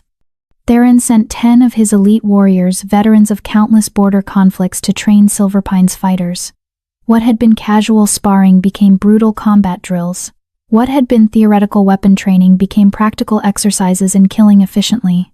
Elena threw herself into the training alongside her pack members. She wouldn't ask anyone to do something she wasn't willing to do herself. She learned tactical formations, coordinated pack attacks, and the brutal efficiency of combat in wolf form. The white wolf was powerful, yes, but power without discipline was just rage. She needed to be a weapon her pack could rely on. Gideon Thornfield proved invaluable, his military background from his youth coming back as he helped coordinate the training rotations and supply logistics. Raina Steele, the head of security Elena had appointed, revealed a tactical mind that impressed even Theron's veterans. Slowly, steadily, Silverpine was becoming something it had never been before, a military force. But preparation wasn't all combat training. Elena also spent hours in council meetings, coordinating with other pack leaders who were doing their own preparations. She learned about supply chains and communication networks, about medical triage and evacuation routes, about all the unglamorous logistics that made the difference between victory and defeat. Through it all, Theron was a constant presence, sometimes literally at her side, sometimes connected through their bond even when separated by miles. He pushed her, challenged her, forced her to think like a general rather than just a warrior. And in the quiet moments between crises, he held her and reminded her why they were fighting. For pack, Theron would say. The old warrior's prayer. For territory, Elena would respond. For the future, for those who can't fight, for survival, for life itself. It became their ritual, their reminder of what mattered when the weight of impending war threatened to crush them both. The day of the Alliance gathering arrived with crisp, clear weather that seemed at odds with the gravity of the occasion. Silverpine's delegation departed for Shadowland at dawn. Elena, Gideon, Reyna, and 6 warriors representing different aspects of pack life. They traveled in convoy with delegations from 3 smaller packs who bordered Silverpine territory, strength in numbers even for this relatively short journey. Shadowland's fortress was impressive, in a way that Silverpine's manor house could never be. Built into the mountain itself, the structure was part castle, part cave system, defensible and imposing. As their convoy approached, Elena could see other delegations arriving, banners representing packs from across the territories, alphas and their chosen warriors gathering for war. The grand hall where the meeting would be held was enormous, easily capable of holding 500 wolves. Ancient banners hung from the rafters, remnants of the First Alliance, the one that had defeated the Red Crescent 2 centuries ago. Seeing them now felt like both inspiration and warning. Theron stood at the head of the hall on a raised platform, looking every inch the Alpha King. He wore formal armor, ceremonial but functional, black metal etched with silver that caught the light like moonlight on water. His violet eyes scanned the gathering crowd, cataloging faces, assessing loyalty, calculating who could be counted on when the fighting started. When his gaze landed on Elena, something in his expression softened. Just for a moment, just enough for her to see it through their bond, pride, love, and bone-deep gratitude that he wouldn't face this alone. The hall slowly filled with pack leaders and their delegations. Elena recognized Alpha Garrett from Ironwood, standing with 3 of his most trusted warriors. She saw representatives from Stormcrest, Crimson Fang, Silverstream, Night Hollow, and dozens of other packs whose names she was still learning. Hundreds of wolves, all gathered because the Alpha King had called them. When the last delegation entered and the massive oak doors closed with a resounding boom, Theron stepped forward. He didn't raise his voice, didn't shout or demand attention. He simply radiated alpha authority so powerful that every wolf in the hall turned to face him and fell silent. 200 years ago, Theron began, his voice carrying to every corner of the hall, our people faced extinction. The Red Crescent rose up with a vision of wolf purity that was really just genocide in a prettier package. They killed 50,000 of our kind before we stopped them. Pups burned in their dens. Elders slaughtered for being too old. Omegas executed for being weak. Betas eliminated for not being alpha. He let that sink in before continuing. We defeated them. We thought we'd eliminated them completely. We were wrong. Theron gestured to Alpha Garrett, who stepped forward to present the intelligence they'd gathered. More photographs, reports from scouts, testimony from wolves who'd been approached by Red Crescent recruiters. The evidence was damning and undeniable. They're calling themselves the New Red Crescent, Garrett explained. Same ideology, same goals, same tactics. But this generation is more sophisticated. They're using propaganda, social media, recruiting young wolves who feel disenfranchised or left behind. They're presenting themselves as champions of tradition while hiding their true genocidal intent until recruits are too deep in to back out. A murmur ran through the crowd. Some wolves looked shocked. Others looked angry. A few in Elena made careful note of who looked uncomfortable, as if the Red Crescent's rhetoric resonated with beliefs they held but had never voiced. "How many have they recruited?" called out an alpha Elena didn't recognize. "Confirmed numbers are around 400, Garrett replied. "But we suspect there are sympathizers hidden within established packs who haven't declared themselves yet. The First Blood War taught us that the Red Crescent's greatest weapon was infiltration." The uncomfortable murmuring grew louder. Everyone in the hall was suddenly looking at their neighbors with suspicion, wondering who might be a hidden enemy. Theron raised his hand, and silence fell again. "Which is why we're not going to rely on trust alone. Every wolf who pledges to this alliance will undergo verification. Blood oaths. Pack magic. Binding spells that prevent betrayal. It's invasive and uncomfortable, but it's necessary. Anyone who refuses verification will be asked to leave the territories until this conflict is resolved." "That's extreme," someone protested. "So is genocide," Theron replied flatly. "We will not repeat the mistakes of the past. We will not allow infiltrators to undermine us from within. You want to be part of this alliance? You prove your loyalty. No exceptions." Elena watched the crowd's reaction. Some wolves nodded in agreement. Others looked affronted. But no one left. The threat of the Red Crescent was real enough that even the proud and stubborn were willing to submit to verification. "Now," Theron continued, "let's discuss strategy." For the next 3 hours, the Alliance hammered out plans. Defensive positions were assigned. Supply lines were established. Communication protocols were created. Intelligence-gathering operations were approved. And most importantly, a command structure was formalized. Theron as Supreme Commander, with a council of experienced alphas serving as generals, and specialized units formed for different types of combat. Elena found herself appointed to the council as the representative for newly restored packs. It was a political move showing that the Alliance valued recovery and rebuilding, not just raw military power. But it was also practical. Elena's recent experience fighting corruption and healing cursed territory gave her perspective others lacked. As the meeting finally wound down, Theron made one final announcement. The Red Crescent will make their move within 3 months. Possibly sooner. They know we're gathering. They know we're preparing. They'll want to strike before we're ready. He looked around the hall, meeting the eyes of every alpha present. "So we don't give them that chance. 2 weeks from now, we launch a preemptive strike against their stronghold at Blackmore Keep. We hit them hard, hit them fast, and we remind them what happens when they threaten our people." The hall erupted in howls of approval. This was what warriors understood, not just defense, but decisive action. Not waiting for the enemy to come to them, but taking the fight to the enemy's doorstep. Elena joined the howls, her wolf surging close to the surface. She was ready. Silverpine was ready. The Alliance was ready. Let the Red Crescent come. Let them test the White Wolf and the Alpha King and see how quickly their ideology crumbled against the reality of united strength.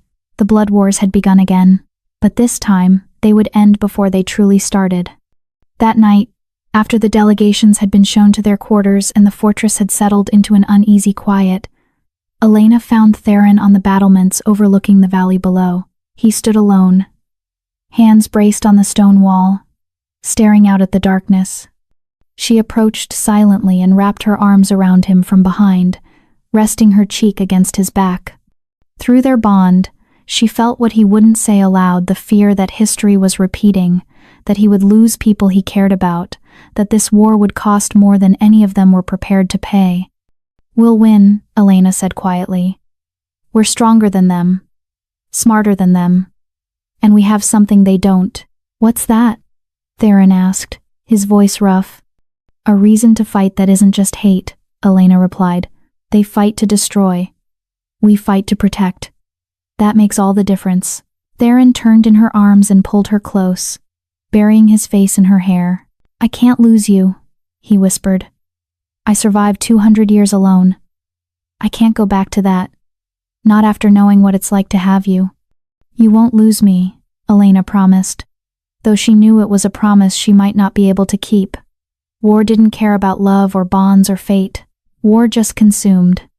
"But if something happens, if things go wrong, you have to promise me something. Anything." "You keep fighting," Elena said fiercely. You don't give up. You don't fall into despair. You finish this. You protect the people who need protecting. You become the king they need, even if it costs you everything. Promise me." Theron pulled back to look at her, his violet eyes shimmering with unshed tears. "I promise. But only if you promise me the same. If I fall, you keep leading. You keep Silverpine strong. You keep the Alliance together. You become the queen I know you can be." "I promise," Elena said. They kissed under the stars, two alphas preparing for war, knowing that everything could change in an instant, but choosing hope anyway. Choosing love anyway. Choosing to believe that the future they were fighting for was possible. Far to the east, at the ruins of Blackmore Keep, the Red Crescent's new leader, a wolf named Cassius Bloodmoon, stood before his assembled forces. 400 fanatics, all sworn to his vision of wolf purity, all ready to kill and die for the cause. "The Alliance is gathering," Cassius announced to his followers. "The Alpha King thinks he can defeat us like he did our predecessors. But we are not the Red Crescent of old. We are smarter, faster, more committed. And we have something they don't." He gestured to a figure in the shadows, a wolf whose scent was masked by powerful magic, whose face remained hidden. "We have a spy in Shadowland itself. Someone close to the Alpha King. Someone who will give us everything we need to destroy them from within." The figure stepped into the firelight just enough to be seen but not identified. "The Alliance meets in 2 weeks," the spy reported. "And then they plan to attack. But we'll be ready. We'll turn their preemptive strike into their funeral." Cassius smiled, showing teeth. "Let them come. Let the Alpha King bring his mongrel armies. We'll paint the stones of Blackmore Keep with their blood and build our pure world on their bones." The Red Crescent howled their approval, the sound echoing across the ruins like a promise of death. The blood wars had begun, and only one side could survive. Chapter 10. The Final Battle. The 2 weeks between the Alliance meeting and the assault on Blackmore Keep passed in a blur of final preparations. Every dawn brought new intelligence. Every sunset brought new concerns. The Red Crescent's numbers had swollen to nearly 600 faster recruitment than anyone had anticipated. But the Alliance had grown as well, with over 1,000 warriors now pledged to Theron's command. Elena stood in Shadowland's war room 3 days before the planned attack, studying the detailed maps and tactical plans spread across a massive table. Theron was beside her, along with Alpha Garrett, Reyna Steele, and 4 other high-ranking commanders. They'd been at this for 6 hours, refining the assault strategy, accounting for every variable they could imagine. "The keep has 3 points of entry," Reyna explained, pointing to the map. "The main gate, which will be heavily defended. The eastern postern gate, which is smaller but potentially less guarded, and the old siege tunnel on the northern face, which may or may not still be accessible." "The tunnel is a death trap," Alpha Garrett said grimly. "If they know about it, and they should, given their use of the keep, they'll have it rigged to collapse or filled with defenders. Anyone who goes in that way won't come out." "Unless we use it as a distraction," Elena suggested. All eyes turned to her. "We send a small force volunteers who know the risks to make noise at the tunnel. Draw defenders away from the main assault points. It's not about actually breaching through the tunnel. It's about making them split their forces." Theron studied the map, his tactical mind working through the implications. It could work, but Elena's right, it would have to be volunteers. "I won't order anyone into a position that's almost certainly suicide. I'll lead the tunnel team," a voice said from the doorway. Everyone turned. Gideon Thornfield stood there, having entered so quietly no one had noticed. The old warrior's face was set with determination. "Gideon, no," Elena protested immediately. "You're my second in command. Silverpine needs you." "Silverpine needs you," Gideon corrected gently. "I'm old, Luna. I've lived a full life. I've seen my children grow, my grandchildren born. But these young wolves?" He gestured to the map. "They have their whole lives ahead of them. If someone needs to draw fire and possibly die doing it, it should be someone who's already had their time." "You're not that old," Elena argued, but she could feel through her alpha senses that Gideon had already made his decision. His mind was set. "I'm old enough," Gideon said with a sad smile. And I'm volunteering. That's my right as a free wolf. Theron met Elena's eyes, and she felt his support through their bond even as her heart broke. We accept your offer, Gideon Thornfield, Theron said formally. And we honor your courage. Choose your team wisely. You'll need wolves who are clever and fast, not just brave. Gideon nodded and withdrew to begin his preparations. Elena's hands clenched into fists on the table. I hate this. I hate that good wolves have to die because fanatics can't accept that strength comes in different forms. That's war, Garrett said quietly. The good die alongside the bad. And all we can do is try to make sure their sacrifice means something. They continued planning late into the night, refining every detail, preparing for every contingency. But Elena couldn't shake the feeling that something was wrong. It was too easy. The Red Crescent's positions were too clearly marked, their numbers too accurately counted. It felt like the intelligence they were receiving was almost too good. She pulled Theron aside as the meeting was breaking up. Do you trust the intelligence we're getting? She asked quietly. Theron's expression darkened. You've noticed it too. Yes, I've had the same concern. It's possible we have a spy in the Red Crescent feeding us information, but it's also possible they have a spy feeding us false information to lead us into a trap. What do we do? Elena asked. We proceed as planned but stay flexible, Theron replied. We position reserve forces that can adapt if the situation changes. We don't commit everything to the initial assault. And he looked at her seriously. We watch our own people. If there's a traitor in the alliance, they'll reveal themselves when it matters most. The night before the assault, Elena couldn't sleep. She lay in bed beside Theron, listening to his steady breathing, feeling his warmth through their bond. But her mind wouldn't quiet. Tomorrow, wolves she'd come to care about would die. Gideon had already said his goodbyes to his family. Raina had written letters to be delivered to her daughter if she didn't return. Even the young warriors from Silverpine, barely more than pups, had made their peace with mortality. You're thinking too loudly, Theron murmured, not opening his eyes.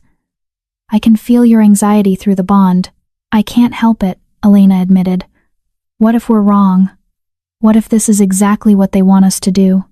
Then we adapt, Theron said, rolling over to face her. Elena, I've led warriors into battle dozens of times over the centuries. Every single time, I've felt this same dread, this same certainty that I'm about to lead good people to their deaths. But you know what I learned? What? That dread is a good thing. It means you care. It means you value the lives under your command. Leaders who don't feel that dread are the ones who make reckless decisions. He cupped her face gently. You're going to be a great commander, Elena. Not because you're fearless, but because you're afraid and you lead anyway. Elena kissed him, pouring everything she couldn't say into the contact, her love, her fear, her desperate hope that they'd both survive to see tomorrow's sunset. If something happens to me tomorrow, she began. Nothing will happen to you, Theron interrupted. But if it does, Elena insisted, I need you to know that these past 6 months have been the best of my life. You saved me, yes, but more than that, you saw me. The real me. The strong me. You never treated me like I was broken or less than. You made me believe I could be powerful. You were always powerful, Theron said. I just helped you remember. They made love then, slow and tender, a reaffirmation of life in the face of potential death. And afterward, wrapped in each other's arms, they finally slept. The Alliance forces departed for Blackmore Keep at dawn. Over 1,000 wolves moved through the forest in coordinated units, some in wolf form for speed, others in human form to carry weapons and equipment. Elena led the Silverpine contingent, 60 warriors strong, positioned in the second wave of the main assault. Theron commanded from the center, his violet eyes constantly scanning, assessing, adjusting the formation as they moved. They reached the staging area, a forested ridge overlooking the keep by mid-morning. Elena's breath caught when she saw their target. Blackmore Keep was massive, far larger than it had appeared in photographs. Ancient stone walls rose 50 feet high, topped with crenellations perfect for archers. The main gate was reinforced with iron bands and flanked by towers. And everywhere, she could see movement.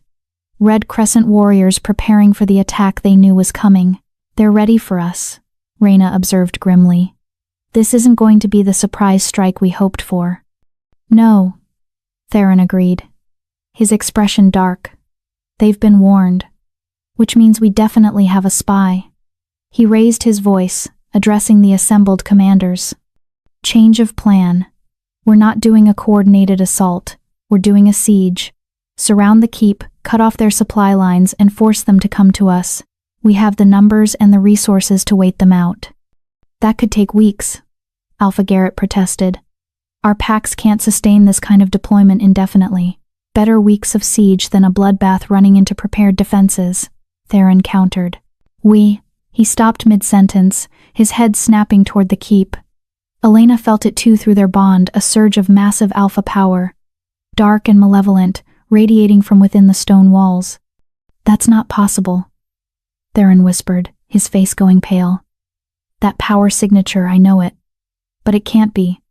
I killed him myself 200 years ago. Who? Elena demanded. Before Theron could answer, the main gates of Blackmore Keep swung open. 600 Red Crescent warriors poured out in perfect formation, their movements coordinated and disciplined in a way that suggested extensive military training. And at their head, riding a massive black warhorse, was a wolf Elena had never seen but somehow recognized from Theron's memories through their bond. He was tall and broad-shouldered, with silver hair despite appearing to be in his prime. His eyes were red, not the normal red of an angry alpha, but a deep crimson that seemed to glow with their own light. He wore black armor etched with red crescents, and when he smiled, his teeth were too sharp, too white, too predatory. Malachi Redclaw, Theron breathed. Impossible. I cut off his head myself. I watched him die. Did you? Malachi's voice carried across the battlefield, magically amplified. Or did you watch a very convincing duplicate die while the real me slipped away to rebuild in secret? He laughed, the sound echoing off the stone walls. 200 years, Theron. 200 years I've been waiting, planning, recruiting, and now, finally, we finish what we started. The Red Crescent forces charged. Everything descended into chaos. Elena shifted to her White Wolf form and lunged into battle. Around her, the Alliance forces met the Red Crescent's charge with snarls and clashing fangs. The air filled with the sounds of combat howls, screams, the crunch of bone, the tearing of flesh. The White Wolf was a force of nature, larger and faster than almost every wolf on the battlefield. She tore through Red Crescent warriors, her jaws crushing windpipes, her claws disemboweling enemies, but for every wolf she killed, 2 more seemed to take their place. Through the chaos, Elena caught glimpses of other fights. Gideon Thornfield and his tunnel team had abandoned their original plan and joined the main battle, the old warrior fighting with the fury of someone determined to take as many enemies with him as possible. Reyna Steele fought in human form with twin blades, her military training making her a whirlwind of death. Alpha Garrett led his Ironwood Wolves in a coordinated assault that drove deep into the Red Crescent's flank, and at the center of it all, Theron faced Malachi. The 2 alphas circled each other, both in human form, both radiating enough power to make nearby wolves stumble. They'd fought before, 2 centuries ago, and the memory of that battle informed every move they made now. You've grown soft, Theron, Malachi taunted. Taken a mate, built alliances, started caring about the weak and worthless. The wolf I fought 200 years ago would have crushed the Red Crescent without mercy. But you tried to reform them, tried to make them better. And look where that got you. I learned that killing isn't the answer to everything, Theron replied, his voice cold. Unlike you, I evolved. I grew. I became something more than just a weapon. You became weak, Malachi spat. And weakness must be culled. They attacked simultaneously. The fight was brutal and fast. Malachi fought like a berserker, all aggression and raw power, throwing haymakers meant to crush bone. Theron fought like a surgeon, precise strikes targeting vulnerable points, using his opponent's momentum against him. They were evenly matched, or they would have been if Elena hadn't intervened. The White Wolf appeared from nowhere, slamming into Malachi's side and driving him away from Theron. She snapped at his throat, forcing him back, giving Theron room to recover. "The famous white wolf," Malachi said, regaining his footing. "The ancient bloodline everyone's so impressed by. Let me show you what real power looks like." He shifted, but not to a normal wolf. The creature that emerged was massive, easily twice the size of any natural wolf, with red eyes that glowed like coals and black fur that seemed to absorb light. This was something else. Something twisted. Something wrong. Blood magic. Theron snarled, shifting to his own wolf form. "You've been using forbidden rituals. That's how you survived. That's how you've stayed young." The two massive wolves, Theron's midnight black with violet eyes, Malachi's unnatural nightmare form, charged each other. The white wolf joined the fray, and the battle became a three-way hurricane of fang and claw. Around them, the larger battle raged. The Alliance was holding, but barely. The Red Crescent's fanaticism made them fearless, willing to die for their cause, and they were taking Alliance warriors with them. Elena caught glimpses of wolves she recognized falling. Their lives ended in seconds of brutal violence. Then she saw it. In the chaos of the battle, one of the Alliance wolves, a male from Stormcrest Pack, suddenly turned on his own companions. He was fast, killing 3 wolves before anyone realized what was happening, and he wasn't the only one. Across the battlefield, perhaps a dozen Alliance wolves revealed themselves as Red Crescent infiltrators, attacking from within. "Traitors!" someone screamed. "We have traitors in the ranks." The Alliance's coordination shattered as wolves turned on each other, unable to tell friend from foe. The Red Crescent pressed their advantage, driving forward, threatening to overwhelm the Alliance completely. Elena made a split-second decision. She abandoned the fight with Malachi and shifted to human form, drawing on every ounce of her alpha authority. "Silver Pine," she roared, her voice magically amplified by the sheer force of her will. "To me, form defensive circle." Her warriors responded instantly, breaking away from their individual fights and converging on her position. They formed a tight circle, wolves facing outward, protecting each other's flanks. It wasn't offensive, but it was stable, defensible. "Other packs," Elena continued, "follow our example. Defensive formations, protect your own." The message spread. Other alphas began calling their warriors, forming defensive positions. The chaotic brawl transformed into a more organized battle alliance, wolves in tight formations, Red Crescent forces trying to break them. But it wasn't enough. They were still outnumbered, still taking casualties, and Theron was still locked in combat with Malachi, neither able to gain the upper hand. Elena shifted back to wolf form and charged toward where Theron and Malachi fought. She had to end this. If Malachi fell, the Red Crescent would break. It was their only chance. She lunged at Malachi's exposed flank, her jaws aiming for the vulnerable spot where his leg joined his body. Her teeth sank into flesh, and she tasted blood, wrong blood, corrupted blood, blood that burned her mouth like acid. Malachi howled in pain and fury. He spun, faster than something his size should be able to move, and caught the white wolf with a backhand swipe that sent her flying. She crashed into a pile of rubble, the impact driving the air from her lungs. Through their bond, Elena felt Theron's rage. He threw himself at Malachi with renewed fury, attacking with such ferocity that the nightmare wolf was driven back, stumbling, bleeding from a dozen wounds. "You're finished, Malachi," Theron snarled, his voice somehow understandable even in wolf form. "Your movement ends here. Tonight." "Does it?" Malachi laughed, and the sound was wrong, distorted. "Look around you, King. Your precious alliance is crumbling. Your warriors are dying. Your mate is broken. Even if you kill me, you've lost. The Red Crescent will survive. The ideology will spread. You can't kill an idea, Theron. You can only delay it." "Then I'll delay it forever," Theron said. He lunged for Malachi's throat, moving with every ounce of speed and power he possessed.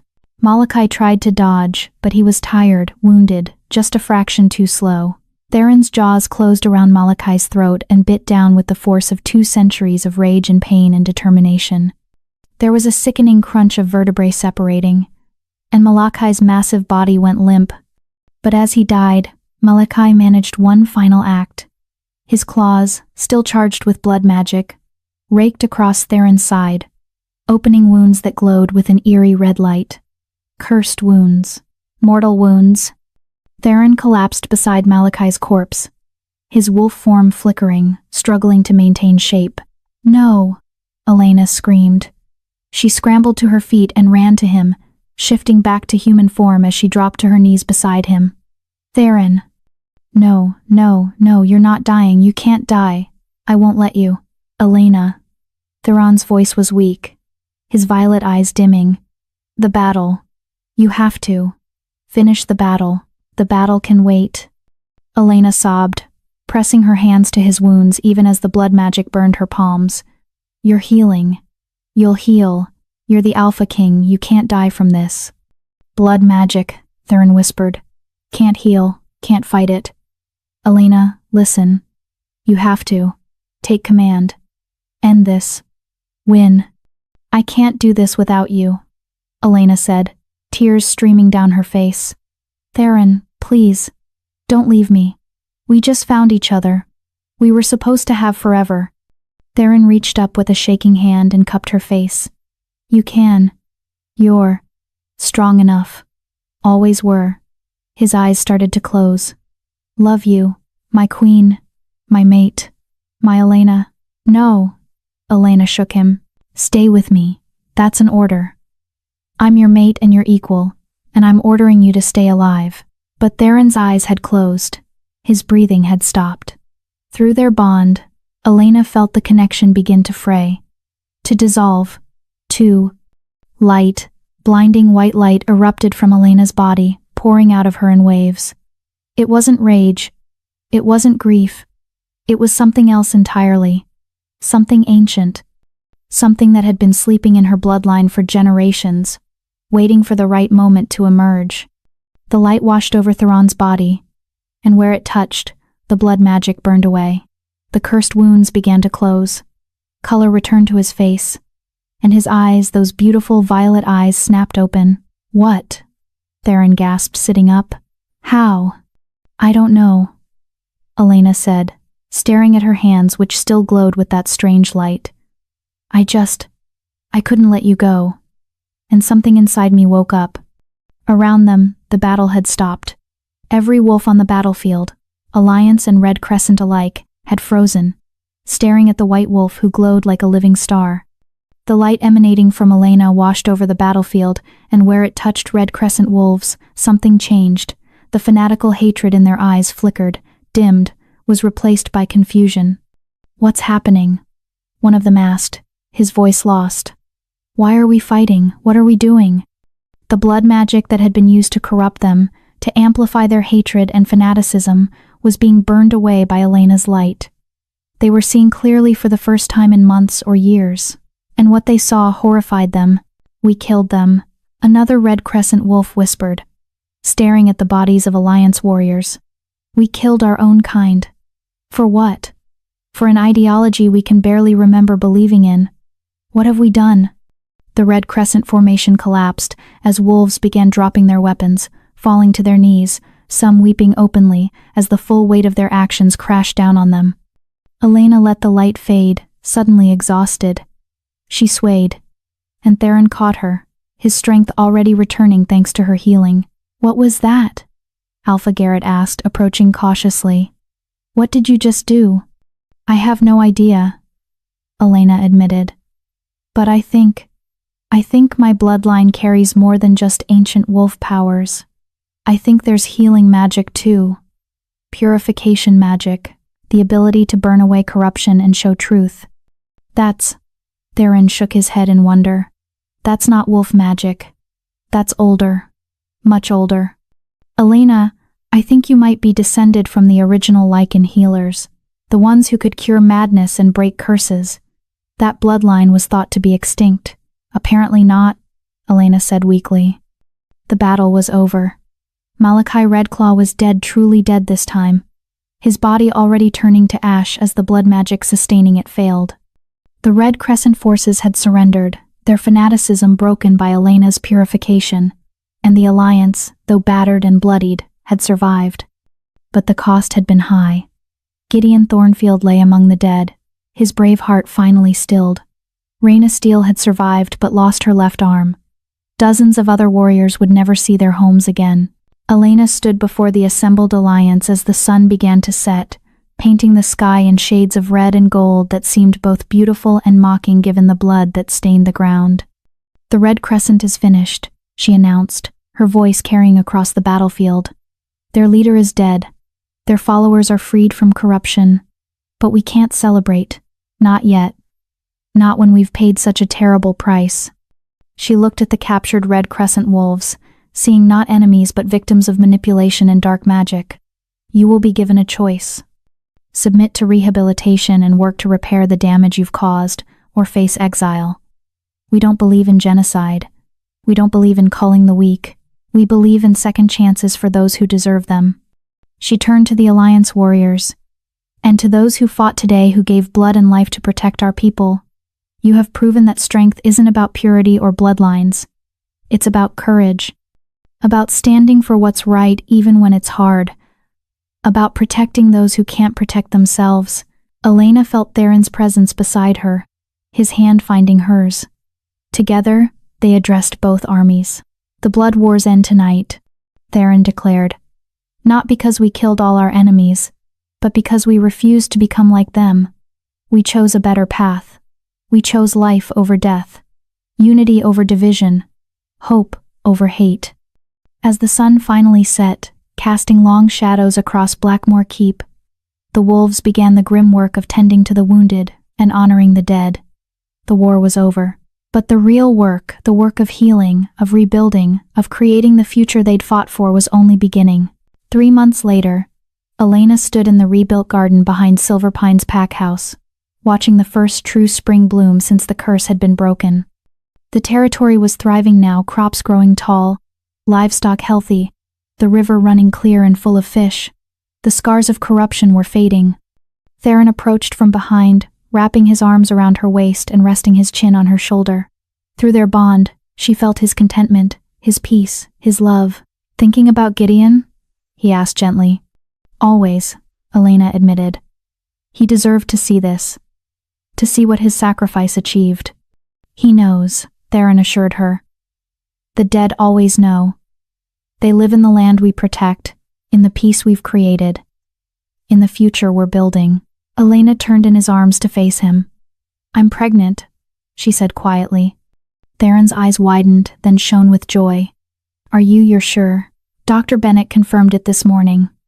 3 weeks along." Elena smiled. "I wanted you to be the first to know." "Well, second. The first was Gideon's granddaughter.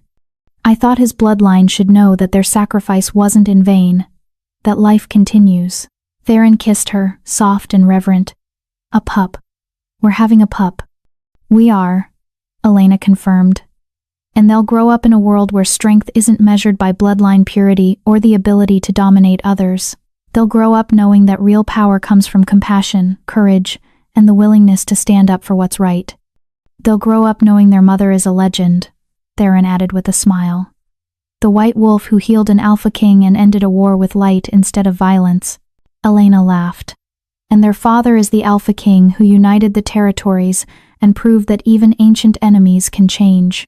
They stood together in the garden, watching the sun set over their territory, knowing that challenges would still come but facing the future unafraid. They'd survived attempted murder, conspiracy, war, and loss. Whatever came next, they would face it together, as equals, as mates, as the beginning of something better. The girl who'd been pushed off a cliff was gone, dead in the mud and rocks of the Shadowvane River. But the woman who'd risen in her place, the queen, the warrior, the healer, was exactly where she was meant to be, home. From betrayed mate to Alpha Queen, Elena Ashford rewrote her entire story. Real talk though, Elena chose healing and mercy. She offered Damien and Vivienne 10 years of redemption service instead of execution. But if you were pushed off that cliff, poisoned for 18 years, and watched your best friend help plan your murder, could you be that noble? Or would you have gone full villain arc? Do you think they got the punishment they deserved? Or was watching Elena thrive the cruelest punishment of all? Be honest in the comments, no judgment. And if Elena's story hit different, smash that like button. See you in the next one.